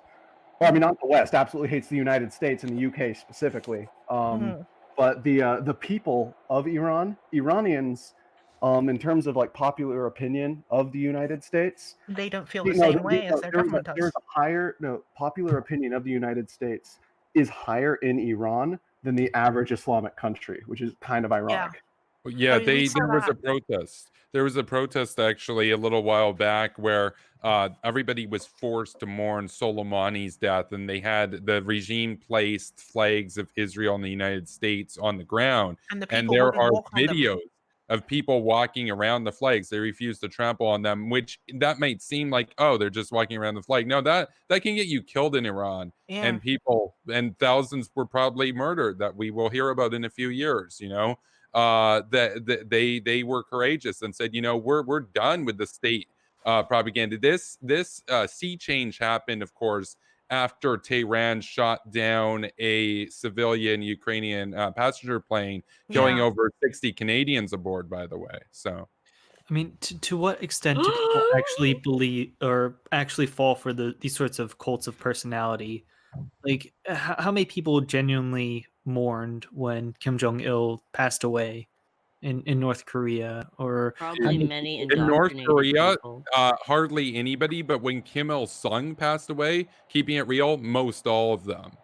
Even though he was a brutal dictator, that's complicated, and that goes to the fact that there are universals, and that yes, if you grow up in Stockholm syndrome, essentially, where things look good, and yes, there's food, even though things are terrible and the regime is terrible, people did genuinely remember Kim Il Sung as well. At least there's food, and at that time they were performing better than South Korea, because South Korea before Kim Il Sung's death, South Korea was also dictatorship, except they had 3 or 4 coups and were poorer than the North. The North had one dictator for 48 years, and so I'm against dictators. But if you're an average person, your standard of living tends to be higher in a country where there's one dictator for 48 years than if there are multiple dictators. However, South Korea, when they became a democracy, they immediately shot up. Now they're 40 times wealthier on average than a typical North Korean. And so I support destabilization and balkanization as a short to mid-run solution, but the objective goal in all cases is liberal democracy. Well, and so, I wouldn't necessarily say liberal democracy provides success. I mean, just take South Africa or India under Gandhi. How about something Libya would be a good example. those are not liberal democracies. That was stable. Those are not liberal democracies. Well, no. Under Gandhi, he tried to. They basically tried to Are we create ever getting the a Super democracy, Tuesday? and it Yeah, basically We are, went to we are crap. going to Super Tuesday next, but yes, I'll let you guys wrap up the points that you're presently making, and then we'll go to a short break, as in we're actually going to conform to the time that the break is allotted, which is 5 minutes, and then when we come back from that And then break, Chris's we will story. cover... It's not that long a story. Yes, we'll cover Pretty Chris's story, and then we'll do the Super Tuesday talk, and then we'll be able to actually close out. So we've been Also, totally guys, I going want to for- say something before we go on break. I'm Okay. probably going to head off now. Thanks for inviting me. Okay, if you have to leave early, that's fine as well. No, wait. Yes, obviously. But before I do leave, though, I do have one question.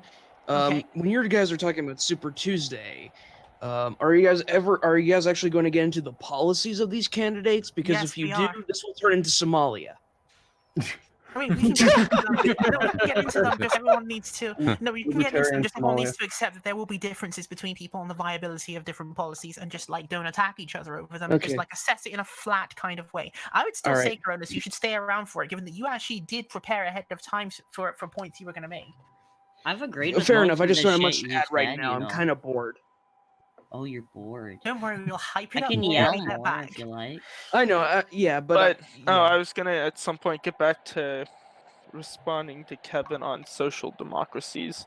I don't actually think that democracy itself will ultimately lead to prosperity, or social democracy. Liberal democracy. I'm not a social democrat. I'm a neocon.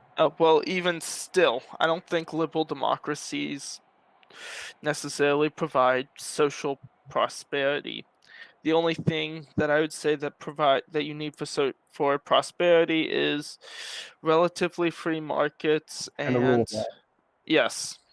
The Yeah, rule of law requires exactly. a liberal democracy. You can't have an illiberal Well, no, democracy. you can have the rule of law within a hierarchy. Just look at Rome. No, but rule of And then look at law doesn't mean authority from the state. You can also look at someone like Charles II. He was basically a monarch that allowed relatively free markets to blossom within England. Well, just and within consider there, England was able to rebuild within 4 years. No, but I mean, when they say liberal democracy in this context, they just you can take that to be interpreted as healthy institutions which allow for pluralistic participation in a democratic structure. Like I don't mean like a party, social democracy, etc. It's not. It doesn't mean specifically a party, because obviously you'd have multiple parties in that system. Yeah. Okay. You could have a I was Republican going for break win early in because I'm democracy. late anyways all the time. I love you guys. Is Saudi Arabia a liberal democracy? Of course not. But they seem pretty prosperous. Yeah. As does like UAE and are there any other like?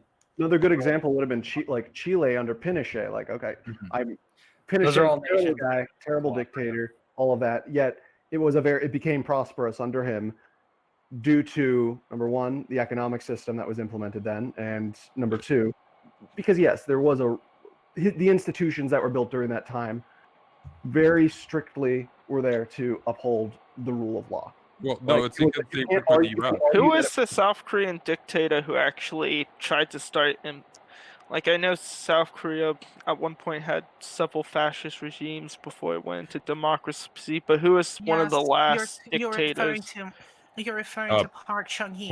Yes. Yeah, Park Chung-hee. That was the last prime minister's father, actually. He basically had a very fascist and cronyist form of capitalism, but under him, South Korea was also he was not the last. pushed. He was not the last. He was later followed by Chun Do-hwan, who was basically like a sort of progressive center dictatorship, if that makes sense. And then social democracy without the democracy. Yeah, but so even with Park Chung-hee, he basically helped create greater prosperity. He was one of the people who actually in South Korea actually had a higher GDP under him, and how it was increasing rapidly by being a dictatorship. Before him, it was the North that was more productive, actually, which is amazing. That's how the North wasn't necessarily doing that well. They were bankrolled by the USSR, of course. The South wasn't bankrolled by the West to the same extent that the North was dependent on the Soviet Union. The Soviets, that's why people genuinely mourned Kim Il-sung, because they didn't have access to outside information. They saw all the bread, all the food, all that stuff, and they thought Kim is really working for the people. But of course, it was coming from Moscow. And so when Kim Jong-il died, they didn't mourn him, because soon after he took power, North Korea was cut off from the Soviet Union after they fell apart. And so they blamed him for the famine and everything and all that sort of stuff, which in fairness, to some extent, to Kim Jong-il, that would have happened whether he was in power or not, but he definitely approved of it because he used it to exile the least reliable people politically to the Northeast, and then used them to be the first to go from the famine, and saw it as a victory that 3 million died, because he didn't have to worry about a revolution to the same extent. So. Also, I should add that a difference between the way that North and South did this is that when it got down to the point where Chun Do-hwan was president of South Korea, there was a conscious understanding among his followers and his supporters that what they were doing was not attempting to create a life dictatorship for all eternity, but they were simply delaying the process of democratization because of the security threat that existed at the time and the economic that's correct. contingencies that were needed. And so if you were to ask Chandu Huan what he thought he was actually doing when he propagated like the 3S theory, for example, what he was doing was he was simply just delaying people's entry into participatory politics. This is why the 3S theory was, what was it? I think it was called sports, sex, and screen. That was what 3S policy stood for. And the idea was that if you're a progressive center dictatorship, you can like put out enough things that will keep people occupied with not worrying about why they can't vote for or against you, to keep people satisfied with the progress that's going on until such time as it is no longer viable to remain a dictatorship, at which point then you allow democracy to flourish in the way that it should. And of course, as you fast forward on South Korea, what actually did happen in the end? It was a bit of a bumpy ride, but they did arrive at democracy. Yeah. No, it was a miracle on the Han River. They grew about 40 times economically between 1986 and 2016, which is remarkable. It's a bigger growth rate than the Soviet Union was understand. People often talk about how quickly the Soviets industrialized, which is true. They went from an agrarian backwater to an industrial superpower in a matter of 25 years. The South Koreans under liberal capitalism did the Stalin model in hyperspeed without having to kill and purge people. So capitalism for the win. And this is why I think that people really should be talking about the South Korean model sometimes, because people like to put a lot of country names in front of model, but South Korea really needs to have its own model for consideration. Oh, absolutely. But they don't, because they were somewhat in the socially progressive vein of things. A lot of libertarians that skew socially conservative will cite you in Singapore as a proud sort of model. Yet there aren't very many sort of progressives or socially liberal people that cite South Korea as much, because I guess another place that you could argue is very successful was Hong Kong under the British, which had really nothing like democracy. That's one point. Well, I suppose, but that was not success for the majority of people, though. Unfortunately, that's often Marcos Philippines was also pretty good too, until Marcos screwed it up. But pre-Marcos Philippines was not too bad. I guess you could say that as well. They were number two. They were number two in Asia. Number two. But I mean, I do agree with what Kevin is saying here, though, which is that there are unfortunately on the progressive left, there are very few people who cite South Korea. I might be the only person I know who does that. Well, a lot of them are more radical and will cite things. They'll either cite Norway and Scandinavia and stuff, which of course is not a relevant example of transforming a country overnight. Those countries developed over hundreds of years economically in the same way that Britain did. And South Korea did the Industrial Revolution basically in 20 years. Yeah. So, which is faster. Again, it's faster than the Soviet Union, whereas a lot on the left will cite Stalin and his success with respect to that. And so you just happen to have a lot of people who are socially conservative libertarians that will cite Singapore and whatnot, whereas on the left or in the center, you really don't see South Korea cited, because it worked out. It wasn't too radical or anything. It in some senses it went under the radar, even though it was a miracle on the Han, as they say, right? It went under the radar because the miracle was so smooth. That's correct. That's correct. So ironically, we don't talk about it because it was so successful. It's kind of the same way about the Snowden thing. We all talk about how it's so bad, the things that Snowden revealed, without realizing, hey, look, the fact that he's alive right now and defected to Russia proves that America's better, because if he was in Russia and did that, the KGB or the FSB would have killed him and we never would have heard about it. So it's actually proof. The fact that he's still alive is proof that America's surveillance state is less likely to kill you even if you leak information than, say, the Russian one, which is far more draconian. Yet we never talk about it because those whistleblowers, they don't make it outside of Russia without being in a body bag. So Ray, I just want to say one thing very quickly. I do have 30 minutes. Okay, that is good. So if you wanted me to contribute to the Super Tuesday thing, now would be the best time. Yeah, so what we'll do then is, since everyone is agreed on the need to go to Super Tuesday, and we've got some happy agreement, we just had some happy agreements on some topics just now as well. What we'll do is we'll cut to a break, which takes 5 minutes. Everyone can, smoke cigarettes if they need to do that. If that's what people are doing. Then we'll come back from the break and we'll immediately jump into Chris's story, which we'll just go through very quickly, and then the remaining time we have left will be the assessment of what happened in Super Tuesday, what it means for the primary period that Democrats are still going through, and how it might affect the general election, which is coming up. So we'll see where we get with that. So we'll just go to the break now, and we'll be back as soon as possible. So all of you who are listening out there, we will be back in 5 minutes, and we mean actual 5 minutes this time. Right, so I should actually do that. Right, so see you all in 5.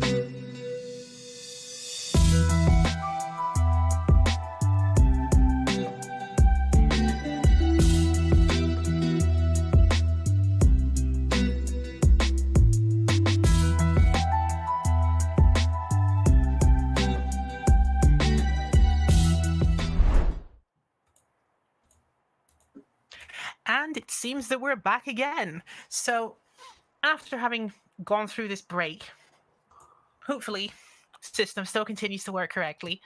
And we'll just go to the next topic, which was that we were going to ask Chris about the events that he experienced on 9/11 as a result of the terrorist attacks that were carried out by reprehensible people, Al Qaeda, and the effect that this had on his family. So I think you had like a story you wanted to tell about this. So I'll just give you the floor and I'll let you go ahead with that. Yeah, it's a pretty short story. Basically, it just involves my sister. During 9/11, my sister was 15 years older than me. 15 years older. So she was stationed at Walter Reed. And for those who don't know, Walter Reed's in Washington, D.C. So my sister was in the Army. And basically when 9/11 happened, when the Pentagon got attacked, because she was in the military, she got deployed to go do triage and help the wounded at the Pentagon. So basically, my family's personally affected, and her going to the Pentagon to triage people is one of the main causes of PTSD that she eventually did suffer during her service in the military. So, it's not that long a story, but it's just like, I don't know, something that my family really likes, and she eventually was able to shake former President Bush's hand and get a picture with it. Whoa. Yeah, so that's all I had to say. It was just personal experience with my family. I love The your whole thing sister, overall must have been man. a pretty harrowing experience as well to have seen. Oh yeah, all of yeah. Like, she never really talked much about like details, but I can imagine just based on pictures that you've seen of like the actual like, damage and like anything that you've seen out of New York, basically. I would imagine that it was probably pretty traumatizing, given that it's the cause of her PTSD. But from what I understood, though, she was able to manage it, and fairly well. So, at least in the moment. So it's something that is, I could not imagine what that would be like going to like that kind of scene and having to triage people. Okay. Well, obviously, I deeply respect the work that she's done, and I think that everyone in the United States and beyond, obviously, given the global scope of the tragedy that happened, we would thank her for her service, obviously. Yeah. Okay, so we'll move forward into a conversation about Super Tuesday and the ramifications of it. So I guess we should start from the obvious take on this, which is Bernie Sanders did not perform at the level at which people on social media would have convinced you that he was going to perform at. I was Are we surprised. surprised? Well, by yeah, this? because keep in mind that, as Bill Maher once put it, Twitter does not represent the average rank and file Democrat. It just doesn't. Yeah, but Bill Maher also, while that is technically true, I would also say Bill Maher is not representative of the rank and file Democrat either. He's an asshole. But Oh, he is, but I will liberals say though, I aren't. was probably one of the few Twitter lefties who was not surprised by it, because even though my Twitter lefty friends don't like the polls were clearly showing Sanders was not going to do well, and I can tell you exactly why he wasn't going to do well, because he did not learn any of the lessons from 2016. 2016, the reason why he didn't do good is because he did not do any outreach with the Black community. So it's great that this time around he got the Latino vote, which is something that he lacked in 2016. So it's great that he got that, but he got like no Black support in 2016. So you would think that, okay, if you're going to run again, you should be out down in the South, going to Black churches. You should be trying to outreach to the Black community, but he didn't do that at all. And basically that's why Joe Biden was able to do like no campaigning in the South and was able to get the Black vote, because the Black did not trust him when, because a lot of times technically Joe Biden was Obama's vice president, and Obama is widely loved by the Black community. But it's actually more than that, though. Like, that is a huge part of it. Being Obama's VP was part of it, but Joe Biden also does have a long, like, 40-year history of actually doing outreach in the Black community, because he's, This is true. So he's actually done a lot of that. So even though he's really, in my opinion, really racist, and he obviously supported, well, he didn't really support segregation, but he did the busing thing. Like, even though he's really racist, he actually did a lot of the outreach, and that's something that Bernie was lacking, and that's basically just why Biden was able to just stomp Bernie Well, I thought not Biden, Bernie had one of the most diverse coalitions. Like that's what I'd been hearing.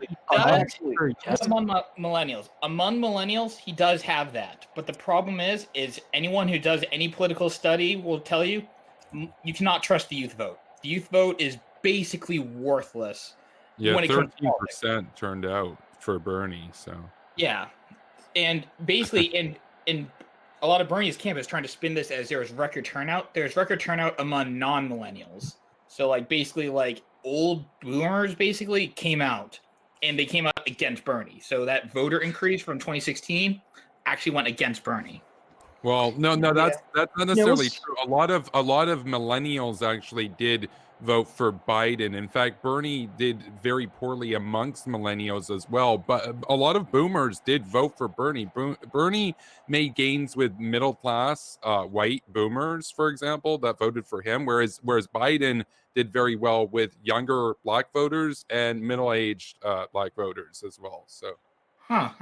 I'm not doubting you. I didn't see that, so I'm not doubting you. I wouldn't be surprised, just given the polls I saw. So definitely. Those are more that's more specific. Yeah, I would imagine that's probably like specific breakdowns. I know, like in Massachusetts, for instance, like I can definitely see that being the case in Massachusetts, but like in a place like Alabama, I probably don't. Or did Alabama was Super Tuesday? Yeah, I don't know. Alabama did. Biden won there. It should be noted. Biden won Alabama. Reese and I did the live stream about it, and we talked about after Super Tuesday happened how Biden's margin in Alabama that he won by was bigger than the percent of votes that Bernie got in his home state of Vermont. So Biden won Alabama by about 50 points, whereas Bernie got 50 in Vermont, and that's his home state. So.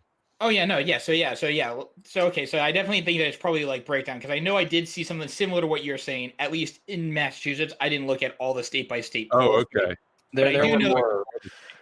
And More comment on how badly Elizabeth Warren flopped in her own home state. That actually surprised me. That genuinely did surprise me because Biden won a lot of places that I would have thought Warren would have basically swept easily. Well, the sort of well-educated sort of upper middle class types that mostly make up some places like Massachusetts. It's just I think she was always sort of astroturfed as the sort of waspy intellectual, but it's weird. Well, you know what's funny is but Gabbard, you know, it's funny. Reese and I pointed out something in our live stream that was interesting. In Texas, Rocky De La Fuente got about half the votes that Gabbard did, which I love because, of course, we all knew that Gabbard wasn't going to win Super Tuesday. But I remember when I started my channel, one of the motivating factors was I detest Gabbard. I call her Tanky Tulsi. She's an Assad apologist. She lost big. And I love that fact. I don't take that for granted. You know what's funny? What's funny about that is that Wade. Listen, what's funny about that is now you can correct me if I'm wrong. However, only one territory of the U.S. Gave Gabbard a delegate, and also gave Bloomberg a delegate, and that was a random ass island in the Pacific Ocean. Called American Samoa. Fun fact about American Samoa: 24-hour difference between them and regular Samoa, because regular Samoa does their business with Australia, and American Samoa does their business with America/Hawaii. So 24-hour difference, even though they're only like less than like 10 miles apart. So here's one of the things I would like to actually ask all of you. What do you think a Trump versus Biden race would look like as opposed to a Trump versus Bernie race? And how do you think that would perform? Here's the thing. If Bernie was elected, if Bernie was the Democratic nominee, and obviously at this point he's probably not, but let's say hypothetically he were the nominee, Trump would absolutely crush Bernie because Bernie has a piss poor record and has a lot of attitudes and beliefs that the average American would find despicable. So I did link in the chat. Obviously, no one can see the chat, but in the chat, I linked a Reddit post called from Enough Sanders Spam called "Giant Opposition Research Thread," and we should observe the contents that this thread offers, because everything that's been cited on this Reddit post and more will be used by Trump to obliterate Bernie from ever winning. See, I used to think the complete opposite. Like, I used to think that Bernie would actually be the best one to beat Trump out of like everyone now. Like, I believed that for a while. No. Then I saw that Biden won. After Biden won Super Tuesday, I was like, you know what? Maybe I was wrong. Like, I mean, I agreed with people like Kyle Kalinske, like what they were saying about Bernie being like the best one to go up against. Well, that's Trump. the first problem. You agreed with Yeah, Kyle I was Kalinske. gonna say Kyle Kremlin Kalinske Kyle. is even. I've Kremlin heard Kyle, of yeah. Kyle. No, but Kremlin then Kyle. after what happened, I was like, you know what? I was completely wrong. You know what? Maybe Biden is actually the best one to stand a chance against Trump. Like, And it's no guarantee of him winning, but it is yeah, I such don't a think he'll win, but There's yeah. a really sexist reason why I think Biden would actually do well against Trump and probably win, and it's because he's not a woman. I honestly believe that like part of the reason why Hillary lost is probably because people are sexist. Because she lost within the margin of error. She lost within the margin of error. She was so. Hey Ray, I do have a question for you. She only lost the electoral college. I mean, she won the popular vote though. Yeah, so. but she lost. But the electoral process she lost. College, She lost within the margin of error though. So like they did have She lost some by polls that 70,000 put- votes. Yeah.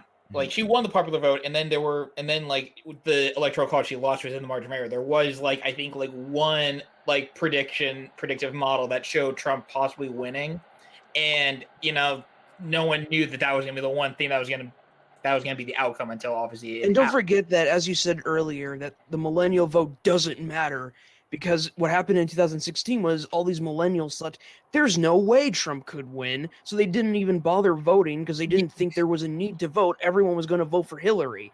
So keep that in mind as well, that millennials, the millennial vote was almost I non-existent wonder back if one then. of the reasons why Hillary lost was because this is what I hear a lot of sort of normie conservatives talk about, is how, well, Hillary lost because Normie she conservatives. spoke. Yeah, I know, it's cringe. But one of the reasons I kind of hear people talk is they said, oh, well, she was sort of an establishment figure and Trump's outside the establishment. I guess that's more from the normie take, but I just wanted to know what your guys' opinion on that is. I don't know. Trump's not going to have that advantage in November, regardless of who he's running against, because now he actually has a political record. Ray, are we going to dissect this Reddit post? Like, how are you going to organize that? Well, I wanted you to choose which items of history from that Reddit post you thought were the most awful. But I mean, I could just start with one if you want. In that upper research sort of folder you've got there, the thing that really leaped out at me was that that comment about there's a line in there, something about the Sandinistas. Oh yeah. That was the one that really leaps out at me, because this is something which is offensive on multiple angles. First off, there's the fact that the Sandinistas are broadly recognized by the Americans as being some kind of let's say communist uprising, right? So that's already a strike against it in the first place, because Sanders expressing support for a group which the United States would normally be in tensions against, or at least at war against, in the case where Ronald Reagan eventually deployed the Contras into that situation, for independent, middle of the road kind of voters in swing areas or key areas, not sure they're going to be impressed by that. The second thing is that if you look at it from the perspective of, let's say, indigenous peoples of the Americas, the Sandinistas were actually quite brutal to the indigenous peoples, and this was actually one of the causes of how Ronald Reagan was able to recruit Contras in that area in the first place, because there are plenty of people who just wanted to live their lives, and the Sandinistas were not allowing them to live their lives, and so he was able to recruit a number of indigenous groups to the cause of acting as what would later be referred to as Contras, right? And then so Congress. Well, hold on. Yeah, It means that even amongst Bernie Sanders' own base, once this is explained to them, I'm not sure they're going to be very keen on the idea of a gigantic state backed organization, possibly linked to Russia, that was engaged in like crimes against humanity. Keep in mind though that a lot of that's go on. I mean, there was an article that came out even recently from the New York Times detailing how Russia was using Bernie Sanders even in the 80s as a useful stooge. I don't think the average person in Bernie Sanders' base cares about the Soviet Union. Yeah, that's what I was about to say. The average agree. progressive, They don't the give average a progressive doesn't care if Bernie defended authoritarian socialist regimes because, in truth, a lot of them are that. So Yeah, they are Yankees. people They're like all us care. Like those clips have been circulating for years at this point. Bernie giving compliments to the Soviet Union, giving compliments to Fidel and being Castro. shirtless at a dinner party while singing for Bernie. Yeah, people for sharing Bernie, the people for sharing Bernie those are to his people like base. us. Yeah, for Bernie to his base, defending the Castro regime, defending the USSR, defending the Sandinistas, defending North Korea. That's actually the feature. That's not the bug. That's part of what drew them to him so vehemently. There is a thing to note here. I think that one of the most, it's not the most disgusting thing I've heard him say per se, but it is one thing that stands out to me, and it's something that Trump could use as a good line against him, which is that Bernie referred to the Cuban Revolution when he was asked about it. He said, for me, for us, and I'm quoting him here, personally, the Cuban Revolution is very deep. It's a profound and deep revolution, end quote. And when I look at that, I think, it's deep. It's deep, bro. The only thing deep about that revolution were the mass graves for all the gays and when I look at that, I see, well, he's not going to win Florida. Oh, Yes. Well, Florida, yeah, but keep in mind, Florida was never what in a fast but way wait to a leave minute, Florida. Biden would win Florida nowhere by near as bad 40 as Jeremy points. Corbyn. And the No, thing no, is, but keep in mind though that they can't point wait, to it. wait. I do want to add something to that though. Sorry, Reese. Keep in mind that progressives, the further left they go, the more likely they're going to support Castro. As a matter of fact, 15 years ago, Michael Moore, that fat piece of shit. I hate Fat Michael. shaming, no fat shaming. Yeah, dude, he made a documentary. I'm a progressive and I don't where like he Mike tried Ward to either. argue that Cuba has one of the best healthcare systems in the world. But the problem with That's not. Oh yeah, but keep in That's mind, cringe. the problem with his argument is the only arguments he has stem from statistics that come from the Cuban government, and we know how reliable the Cuban government is, right? Oh man, absolutely. I was gonna say that the clips. No one can say that Bernie giving praise to Fidel Castro is even a thing in the past anymore. He was given ample opportunities in the present day to, okay, it's been several decades. Have you changed your mind? No, he has doubled, tripled, quadrupled down. He's been given so many chances. No one can possibly say, well, this is irrelevant because it was something he said in the 80s. No, it's something that he said in election year.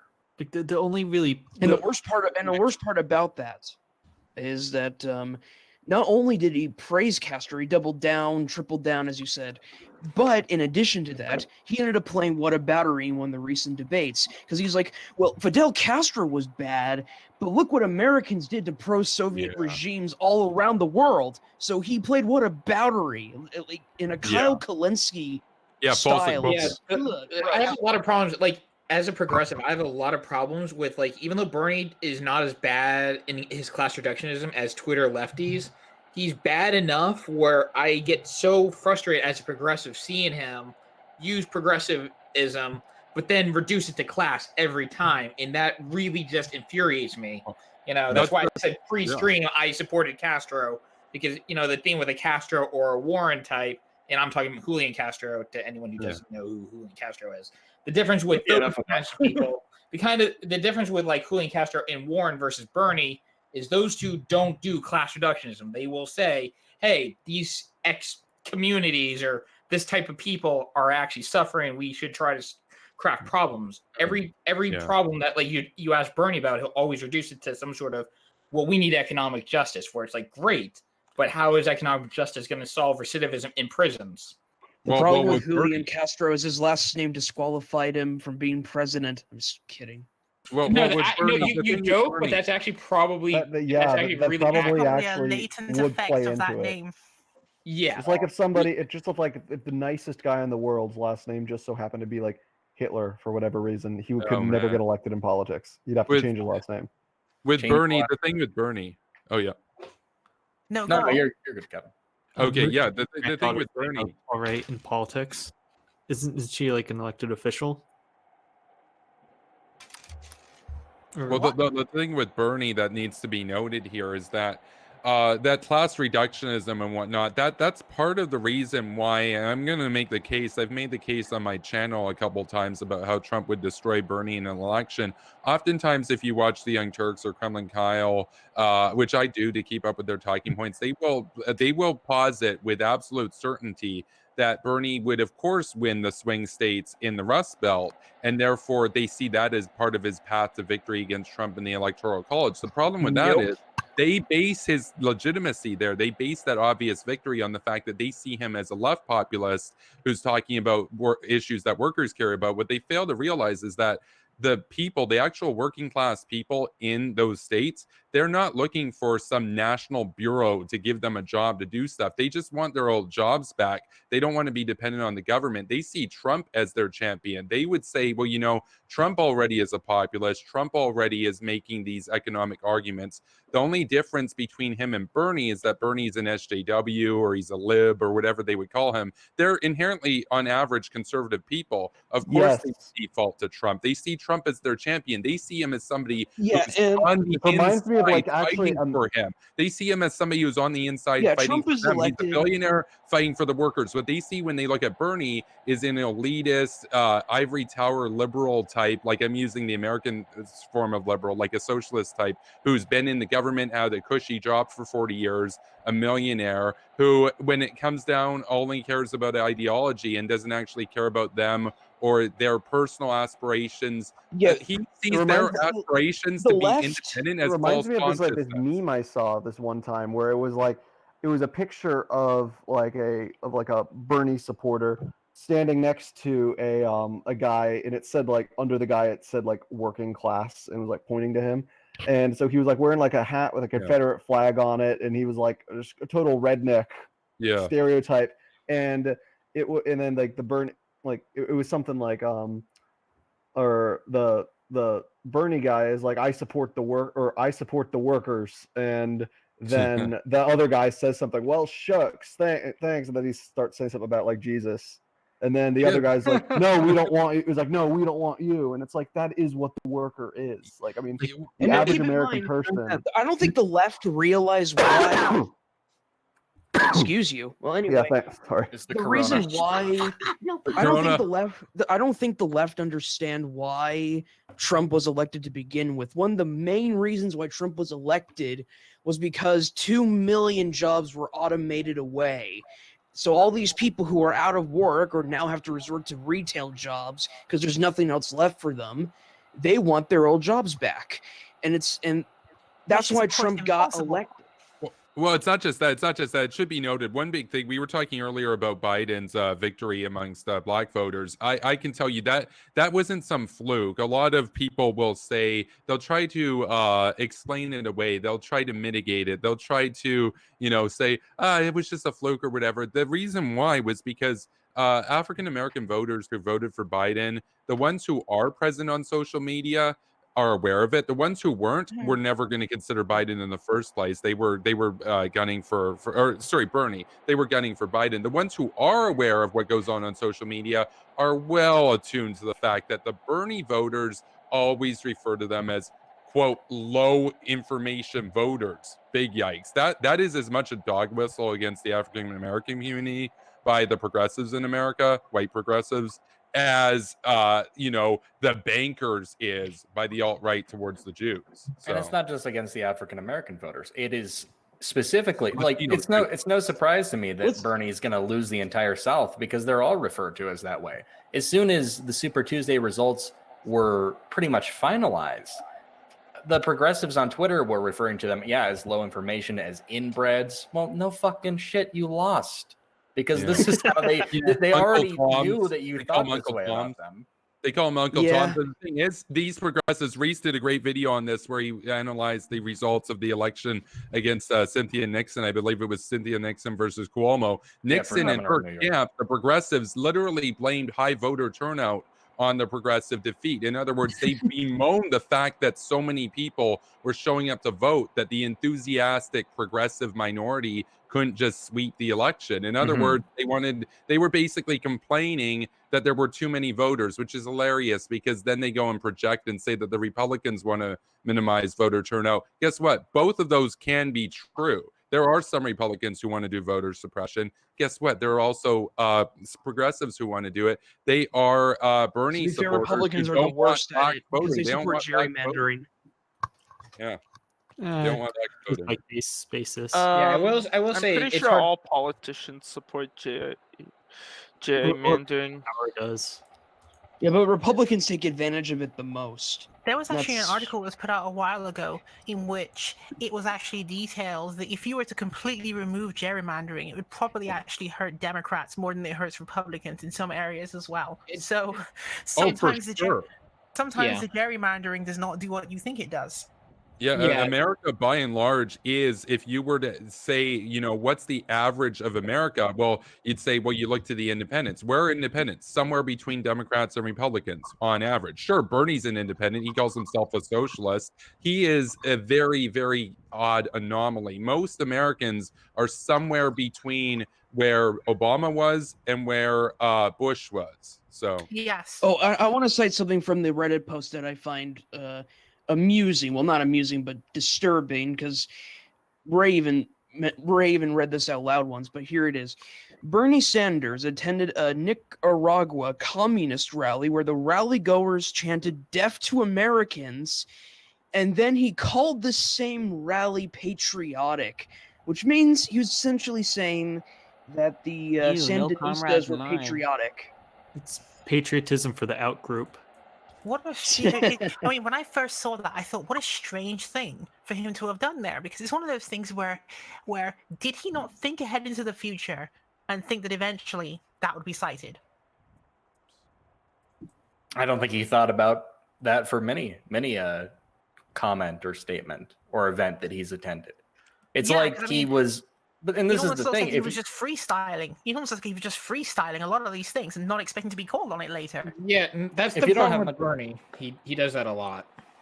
Like You I don't will have much say of a political this: record. as much as I disagree with Bernie, there's one idea about, well, you could potentially vote for Bernie Sanders on accelerationism grounds, but that's a completely topic for a different story. no, there are people on the left on the opposite end that want Trump to win because they think that if Trump wins, then the left will be discouraged by democracy and go full tanky. And they saw Jeremy They want a Corbyn. revolution, They essentially. shot Yeah, Jeremy Corbyn's I don't think defeat tanky for is Trump left. and it's It's a Bernie's Interesting. better than Corbyn. That's I an prefer interesting- Bernie over Corbyn. Brilliant. I No, agree with you, Murray, that Bernie Taney's would party lose. shouldn't be left. Bernie. Oh no, yeah, it Bernie would basically, lose yeah. If it were 100%. Trump versus Bernie, it would essentially be the American remake of the British election back in December. It'd be 1984 Without, all over again. In 1984, Ronald Reagan won 48 states. The only states left were Minnesota, and there was one other state somewhere in New England that I forget right now. But if you look Probably it up, Vermont. yeah, it was probably Vermont. The thing is, if Bernie wins, or the nomination rather, I'm not saying that it's going to be like 1984. I'm not saying that he's going to lose 48 states. I'm just saying that it could happen. And what's most likely to happen is that it's the worst electoral performance by a Democrat since 1984, but there's a chance that he doesn't even hold Minnesota, that he just holds Vermont. But given what happened in Vermont with the Super Tuesday, he only won over Biden by about 22 points, which that was much smaller than a typical Biden victory in the numerous states that Biden won. Bernie's victories and margins are not impressive. They're way below what they were in 2016. The American people do not want somebody who thinks that breadlines are cool and communist dictators are swaggy. So Now, also keep in mind That's some also of an Bernie. actual quote that Yeah. one of the quotes in the list of the Oppo research as well. This quotation where I think Sanders was presented with the concept for a bread line, and he managed to Yeah. find a way to praise this. He's breadline Bernie. That's why I call him hashtag breadline Bernie. If Trump is running, all that Trump needs to do is just show clips of Bernie defending the Soviet Union and saying he's a socialist. And even if you say, well, you know, his socialism mention is his different or history. whatever, most Americans do not think of Norway when they think of socialism because Norway is not socialist. Well, hell, the Norwegian Bernie- government thinks Bernie is an extremist. The Norwegian and the Norwegian prime the minister, governments in Prime Minister of Norway, Denmark, and Sweden, they all the Scandinavian governments, they all believe Bernie is some sort of Marxist, and that they insist that their countries are free markets with a generous welfare state. They are. They are. Bernie doesn't believe in hold free on. trade. I think it was the Nordic countries believe in free trade. Like that's one of the big things. Like I mean, it's really super easy to see through. Yeah, okay. I don't think that Bernie Sanders is a Marxist. I don't actually think that. I think he is. At least I think he is a social democrat, albeit a really far left social democrat.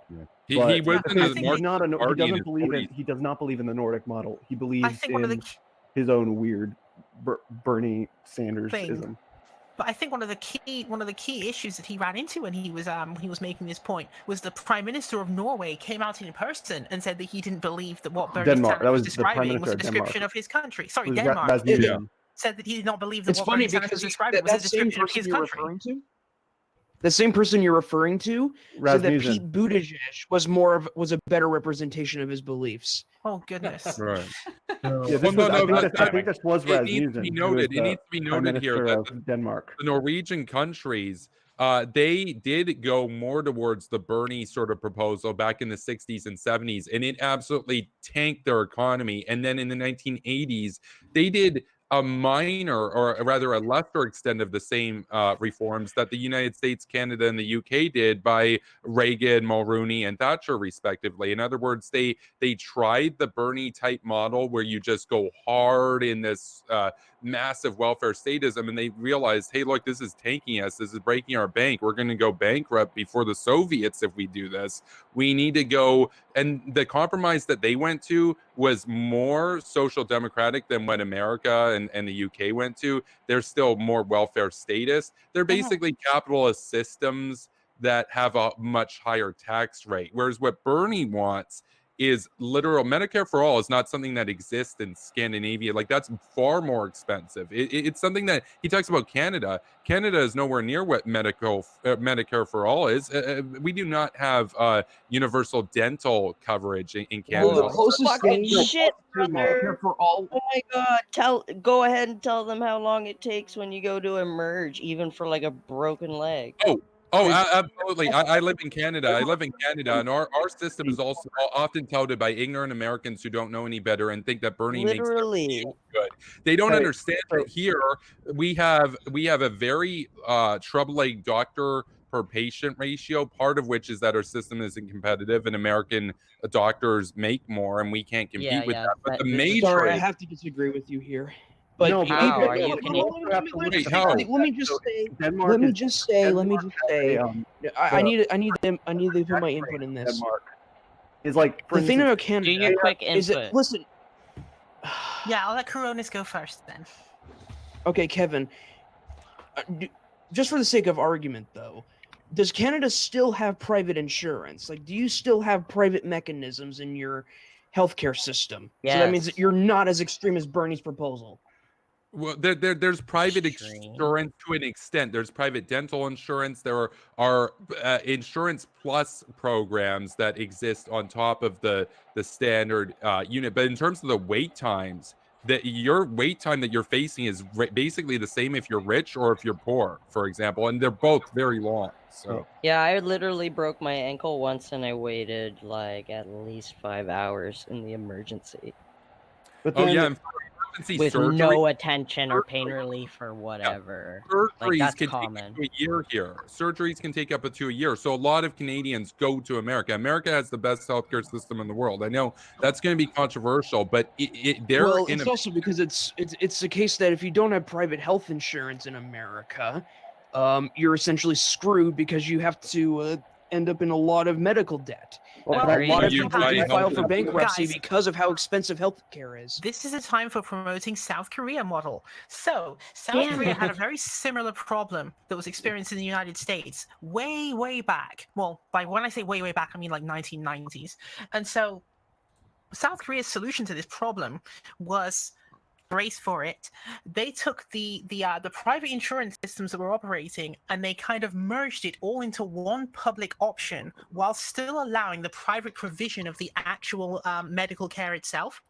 Now, this may sound familiar because it's kind of like Joseph Biden's Joe plan, Biden's but like on healthcare steroids. That is what is presently operating in South Korea. It's rated as one of the best healthcare systems in East Asia. So, Ray, Well, what you're saying is that the What do best you think solution of for the America- Singapore Wait, model guys, for healthcare, Ray? What? What's your opinion on the Ray, Singapore no, model? I want to ask Ray this for question healthcare? very quickly. Mike, because Ray, so you're saying Ray, you better pick one of them. Wait, I don't even know how to pick which Oh. one of you I should choose. wait, no, I talked first. I have a question. Do you like is my Uh, mic working? Do you guys hear Yes, it is. me? Okay, I'm Yes. sorry. I'm No. sorry. It's Yes, not. I'm It's not. curious It doesn't what your work, opinion yeah. is on the Singapore model for healthcare. Well, I just wanted to comment real quick about we need Okay, to, I think we also need to point out that the tax like what Bernie's like tax proposal is also nothing like what the tax system is in, like, for instance, a country like Denmark. They don't have the type of corporate tax rate that he is proposing.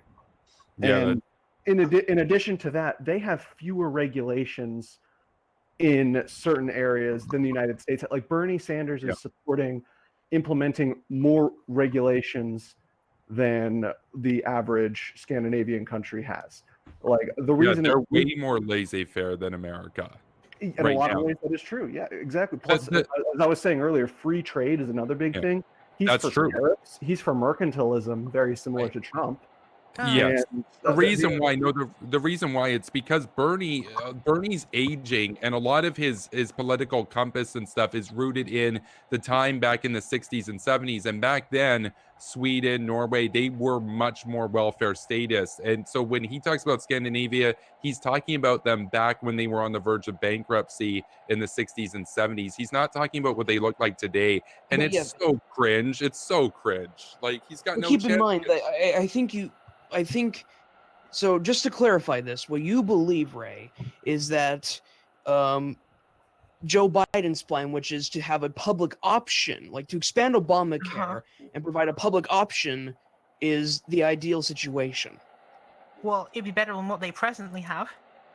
Okay. And also in Because the terms, of public political, option- in terms of political viability as well, given the views of people who call themselves independents in the United States, and given the opinions of people in key swing districts who seem to favor Biden more for whatever reason, it seems like it'd be more probable that you'd be able to get the reinforcement of the Affordable Care Act plus a public option than you would at this stage be able to get Medicare for all. And I wasn't saying that at the beginning because I didn't know that before, but having seen the results of Super Tuesday, it definitely seems as though Biden would be more capable of implementing a plan that will provide everyone with healthcare than Bernie Sanders would be at this point. For the simple reason that if you anticipate that Bernie Sanders will lose the election to Donald Trump if he becomes the nominee, then you won't get a healthcare system at all.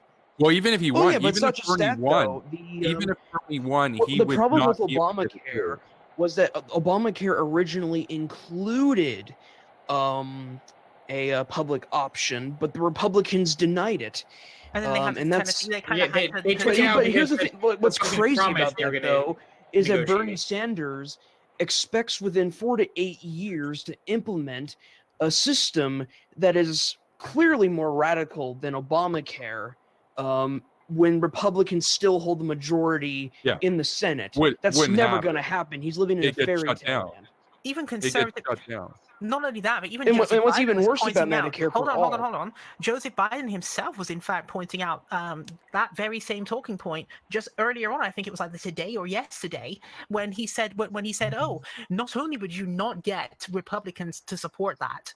Well, I mean, they're not going to support anything, but not only would you not have them, but you would also not even have conservative Democrats to the extent that they exist. They will also not vote for it. Yeah.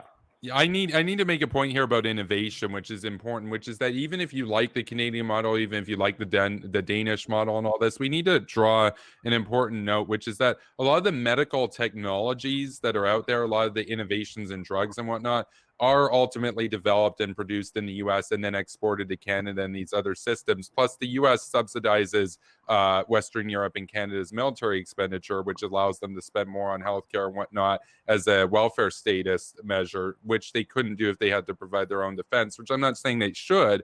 But it should be noted that if America went to a full Medicare for all type system, I don't believe that those same incentives that make America the world in healthcare innovation would be present anymore. And I think that everybody in the Western Hemisphere, and as a result, the world would suffer as a result. Now, I think Obamacare, Obamacare is a pretty good compromise between a totally free market healthcare system and socialized medicine. I think a public option. Well, of course, We because also need to remember. Do you know who came up with Obamacare? Let him finish what he's The saying there. individual mandate Oh, I'm almost originated with the done. Heritage I Foundation to just begin think with. that a public option, you need to do it very incrementally so it doesn't completely stifle innovation and have those companies leave elsewhere, because the system that America has right now, this sort of organism of symbioses between different companies where they feed off of each other, it's great, and it's led to some really good innovations. And sure, the drug prices are high and whatnot, and people can talk about how their drug prices are high. I'm convinced that if that system didn't exist in at least one country, those drugs would either not exist or they might take another 50 years to develop if there was a slow NHS style system. This is the conversation I wanted to have with you. Before any of you else jump in, question for Kevin on this one as well, because yes, I see where he's coming from on that point, because this is the same conversation that happened in South Korea as well, which is that they implemented this system and then they imposed a price cap, a world famous price cap, you could say, which resulted in pharmaceutical companies responding by saying that if you put your price cap in your single payer option system too low, it disincentivizes people to actually do the innovative work inside the country in which the price cap exists. So would you be able to accept the idea that if you had a public option that was gradually implemented, that the price cap should be placed at a level that would be a compromise between what taxpayers are willing to sustain on the one hand, and between what pharmaceutical company lobbyists think is an acceptable price cap on the other? In other words, find the middle line between those two things to make sure that you don't end up erring too much to one side or too much to the other. That's a great question, and to answer it, it's a bit tricky because it's not like a standard. Let's say you make a lawnmower or something, and you want to have a 20% margin on that lawnmower. Every time you make that lawnmower and you make a new lawnmower, you know roughly what it's going to cost you, and you know that at the end of the day, you're going to have a lawnmower to bring to market, and say you get a guaranteed 20% profit. That's good. With research and development in drugs, you don't know that product's going to work. You don't know what percent are going to work. There's a very high research and development upfront cost, billions and billions of dollars per drug, and then you need to get the patents approved and everything. And that patent system is what has allowed and spurred the innovation, because even though it's so expensive, they know that if they do get that 5% chance that it works out, they can make their money back on it. And so they're able to field, 20 different experimental trials and say 2 of them work, but the ones that work make more than enough money to fund future investments that they know are going to go nowhere, but they don't know which are going to go nowhere. I think that the government would have to say, I'm more socially liberal on this. I'm more skeptical about the government coming into this field. But I would say if the government does it, the government needs to be cognizant of the huge risks that these companies are taking and needs to be more on the side of paying with the taxpayers' money higher costs for these drugs than saying we're going to cap you. Because if they say, you're capped at 100% above what it costs you, you can charge double.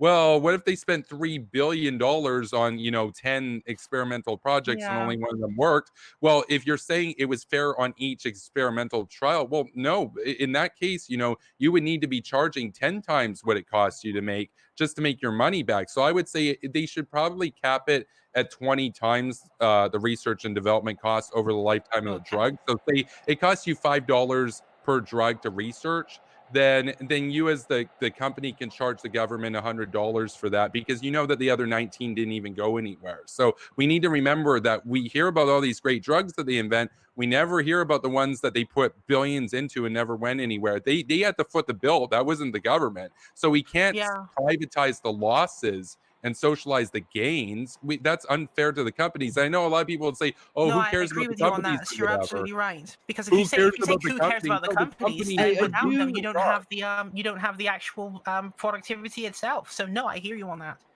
I do want to say that the reason why the Affordable Care Act is being a good compromise between free markets and government control is because that was the point. The point of it was to replicate the Swiss healthcare model, because in Switzerland they do have private health insurance. Yeah, true. But it's affordable because of government subsidies. That's what they were trying to replicate. Now, of course, as we should also mention this, it's difficult to replicate healthcare systems from small countries on a scale that is America's, because the French healthcare system, for example, works for them, but France has a lower population density than America does. So if we try to apply their system to our circumstance, there's bound to be some resource inefficiencies. And there's also another thing I do want to add. They also don't have a giant empire to manage like we do, essentially. But France also gets very quickly, American drugs. Very quickly, America very quickly. I just want to get this one last point in, and then I'll let you guys talk it out. But what I did want to say is another problem with implementing Medicare for all, at least to the entire United States, is things like the obesity epidemic. Because in countries like France and Germany, they have high taxes on certain goods like alcohol, sugar, because you cannot have an efficient healthcare system that's completely public where you have an unhealthy population, because an unhealthy population will become a burden on resources. So we can't have it in America because certain people, like obese people, will become a burden on the healthcare system. And the only way you can solve that problem is if you do things like ban big gulps like Michael Bloomberg did, which was an unpopular policy in New York. Or you could actually, as a progressive, you can go, Ray. Yeah, I only had 2 words: preventative care. Yeah, I was gonna say, as a progressive, I will say that preventative care is something that, like, this is one problem I have with Bernie, but I actually really like Warren. I like her version of Medicare for All a little bit more than Bernie's. Is that you really need to have preventative care. You need to actually, there's ways you can actually lower obesity. The fact that obesity exists doesn't mean that you can't do a Medicare for All type thing. It just means that you actually have to prevent people from getting obese, and there's ways to do that. Making healthy food options more affordable is one of the biggest things. There's But also raising taxes on unhealthy food. You would still Soda have to should take be into heavily taxed. You would still have to take into account Kevin's point on the price cap issue, which is that if you're going to do a Medicare for all and you put the price cap at, let's say, as he pointed out at the beginning, 100% of cost, that's probably not going to play out very well. Yeah, but I know, I forget what Warren's part was. I forget what her plan said about the price cap, but I know it's obviously not 100%. But I mean, the thing about her plan is that her plan was a lot slower than Bernie's in its rollout, and that's why a lot of Twitter lefties didn't like it. But truthfully, hers starts off with basically a public option, and then the public option transitions over time into Medicare for all. These Twitter lefties, I got to keep it real. These Twitter lefties do not, by and large, I know AOC has a degree in economics. They don't have a background in economics. They don't know empiricism. They just know what feels good, and they don't care about the costs. And some of them that do. I've taken personally political science. If that helps. Yeah, political science and economics are two. I did a degree in both, and they're very different fields. And okay, so am I legit? I studied both as well. When we talk Twitter lefties, you're not the one I'm talking about, Hara. I'm talking about a very specific type. Basically, Hara. Good, you better not be your own. No, Hara. When I say Twitter lefty, Hara, here's the best way to think about it. When I say Twitter lefty, just pretend I'm saying bread tube. Just pretend that. I'm thinking of I'm not sure how viable Elizabeth Warren would have been in a general, but I truly believe, and I was even thinking this earlier today, that if they had rallied behind her, basically convinced Bernie to not run, okay, you had your chance, old man, we're gonna elect a woman this time, they would have actually probably gotten a lot closer to getting this nomination. And not only that, they would have gotten closer to getting their policies implemented. And Warren Sure. was the one who the media was really trying to prop up for the longest time. Like I was, Yeah, it just fell apart. or for the longest time, I thought the nominee was either going to be her or Buttigieg. Yeah, no, she was at 52% up until October. She was the front runner till Yeah, I October. forget what tanked her. Something. But yeah, I think that essentially, It could have been the actually healthcare thing, on honestly. the topic of Buttigieg though, I was not expecting him to drop out so early. Like, I mean, I was expecting him to at least stay through Super Tuesday. My original prediction was he would be one of the last 3 that would be in there. I thought it was going to They be. probably offered him a Congress I also seat. thought Andrew That's Yang probably what dropped it out. was. You mean a secretarial position? Yep. Oh, I think it would be interesting to see him on the like as a vice president. Oh no, vice no, presidential no. nominee. If No, Biden has a vice Secretary of, president, it needs to be Secretary of somebody. It needs to be a Education. woman or Only somebody. to who's see black. him go No. up on the debate stage against Mike Pence. Yeah. Two religious people from Indiana. One of them's gay. One of them hates gays. I don't know. I just think. Yeah, no. Biden, Biden, no, guys, Biden this- cannot have a white. I know person. he's. Cannot I have know a white- he's. Sorry. I hope he does. I'd hope that. I just have Andrew. a really bad feeling though that the media, that essentially what's going to happen is, for the sake of like everything being, for the sake of a good narrative, for the sake of everything being poetic, the media and the Democratic establishment is going to push Kamala Harris. No. Because No, it's like, that would can't be happen. so It can't bad happen. for them. She backstabbed Biden. and she's running right with Joe Biden. It's like, no, I do not want that.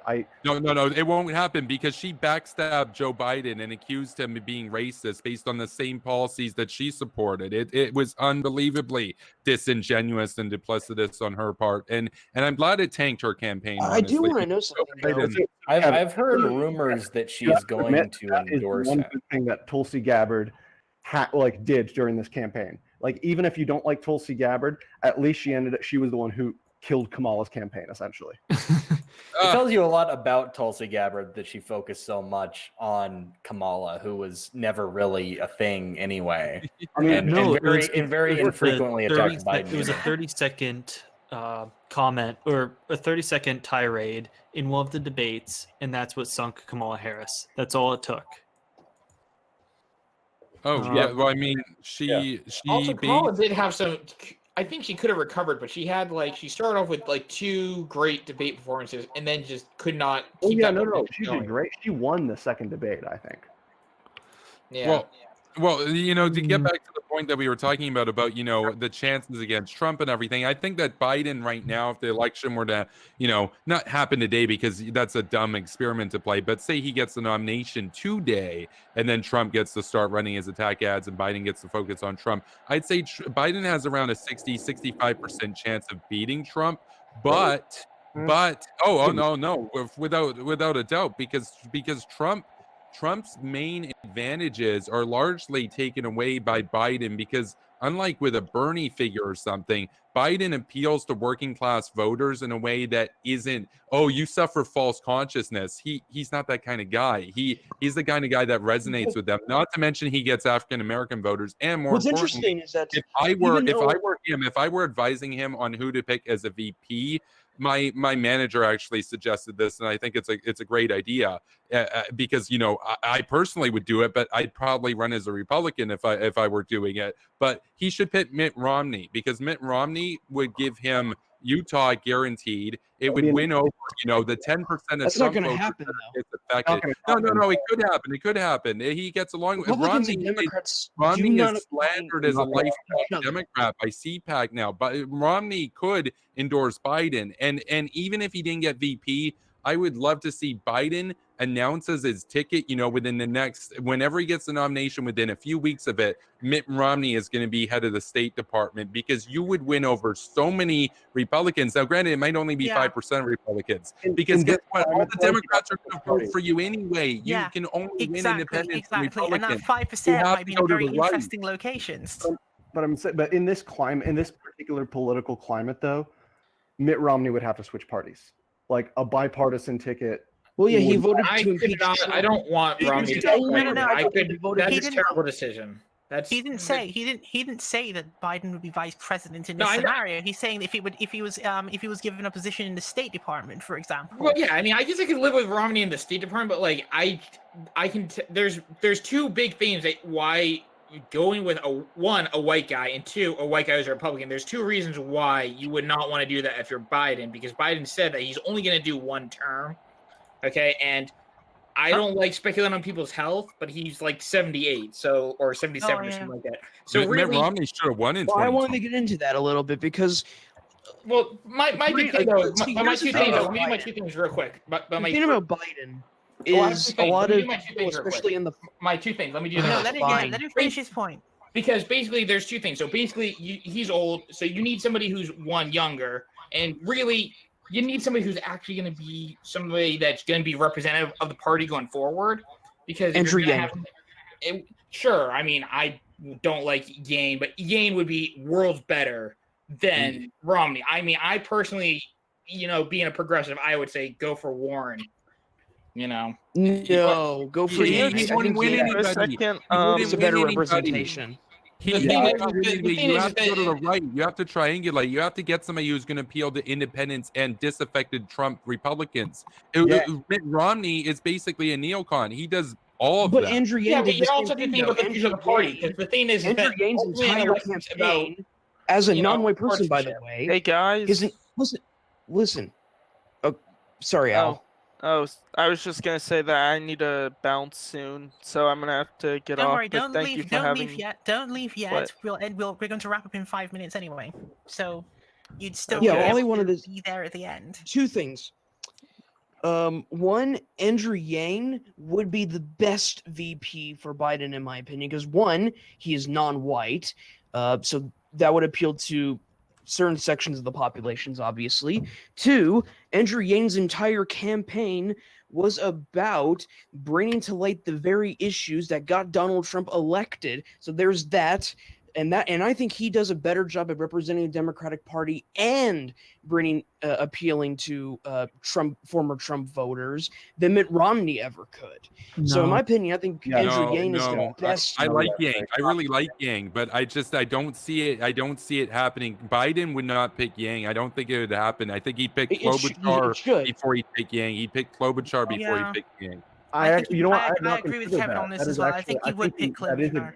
Well, there's rumors that he's going to pick Klobuchar. There's rumors that he accidentally revealed that he's going to pick Klobuchar going forward, or maybe it was that she revealed that she's got a VP spot. I don't know, but basically the rumor is basically that the most pervasive rumor is that she's going to be his VP just based on somebody accidentally saying it.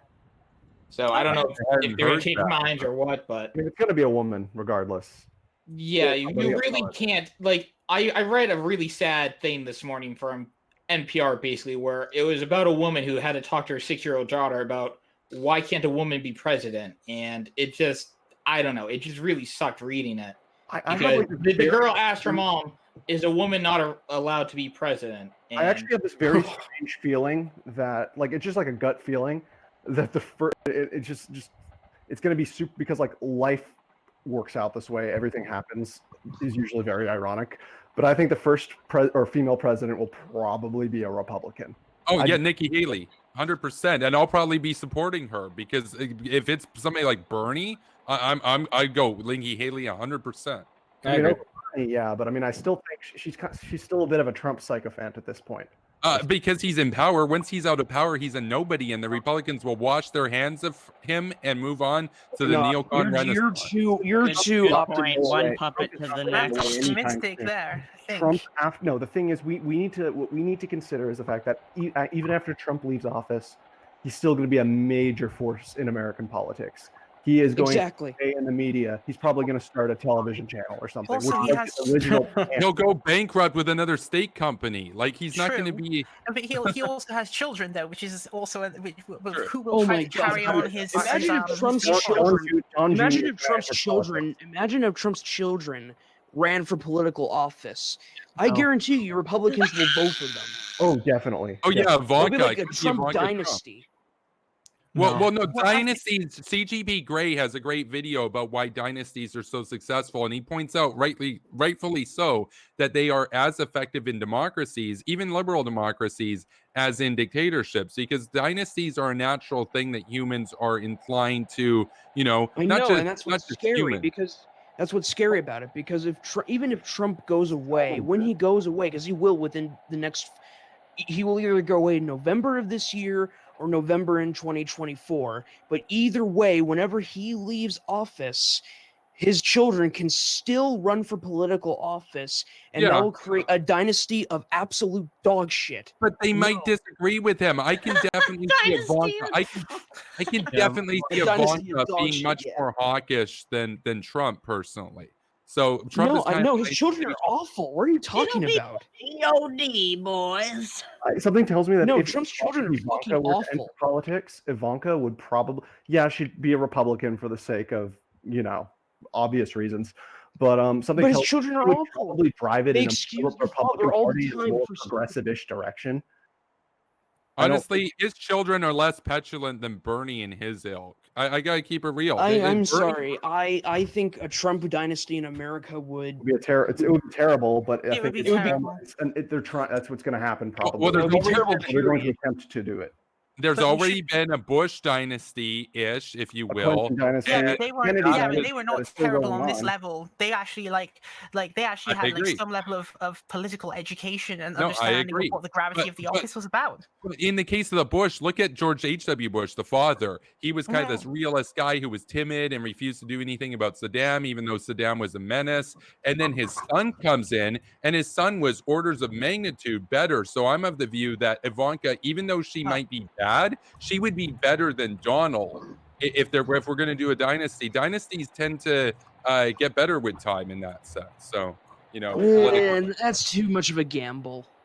If you mean basically Hillary Clinton was better than Bill Clinton, even though she didn't win. She would have been better than Bill Clinton. She would have been more hot. Yeah, I agree with that. But anyway, Ray, before we leave, since I know you said we're about to leave, can I say one last final thing that I find hilarious? Yeah, you sure can.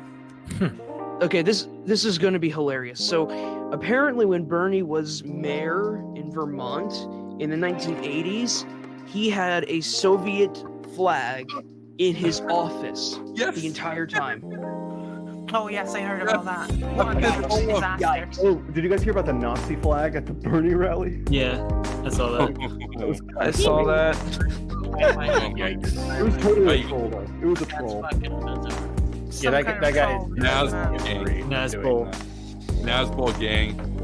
Yeah, it's always a troll till somebody fucking gets run over or some shit. Well, yeah, I agree. That's why I haven't even bothered to comment on it, because I don't know what kind of troll this is. I don't know if it's a Nazbol. I just saw the picture. Probably a Bernie supporter who thinks he's going to build the wall.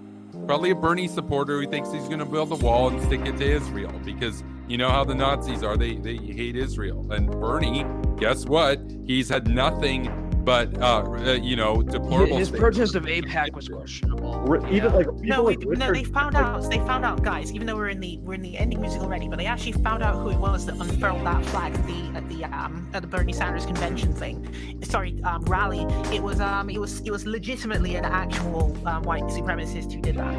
Yeah, he's a neo-Nazi. I don't think he's a legit Bernie supporter, and I'm not gonna smear Bernie with that association. Exactly, it was not anything to do with Bernie. The cops went after him and found out who it was. Smear Bernie with that, but I mean, even if Nick Fuentes said he would support Bernie, so and keep in mind Richard Spencer Bernie. Yeah, so there are white nationalists that have said that Bernie would be, and that's true. And there's questionable rhetoric coming from his campaign, coming from his surrogates, but I really dislike Sanders, but this was at his rally was a blatant anti-Semitic attack against him, and okay, right. I would say that unless I see some evidence to the contrary. Yeah, that's a good point. Guys, we're literally inside the ending music, so yeah, so we need to actually wrap it up. So everyone has given fantastic opinions so far. It's been a really productive conversation, I think. We ran to over 3 hours, which is the first time we've actually run to that kind of time.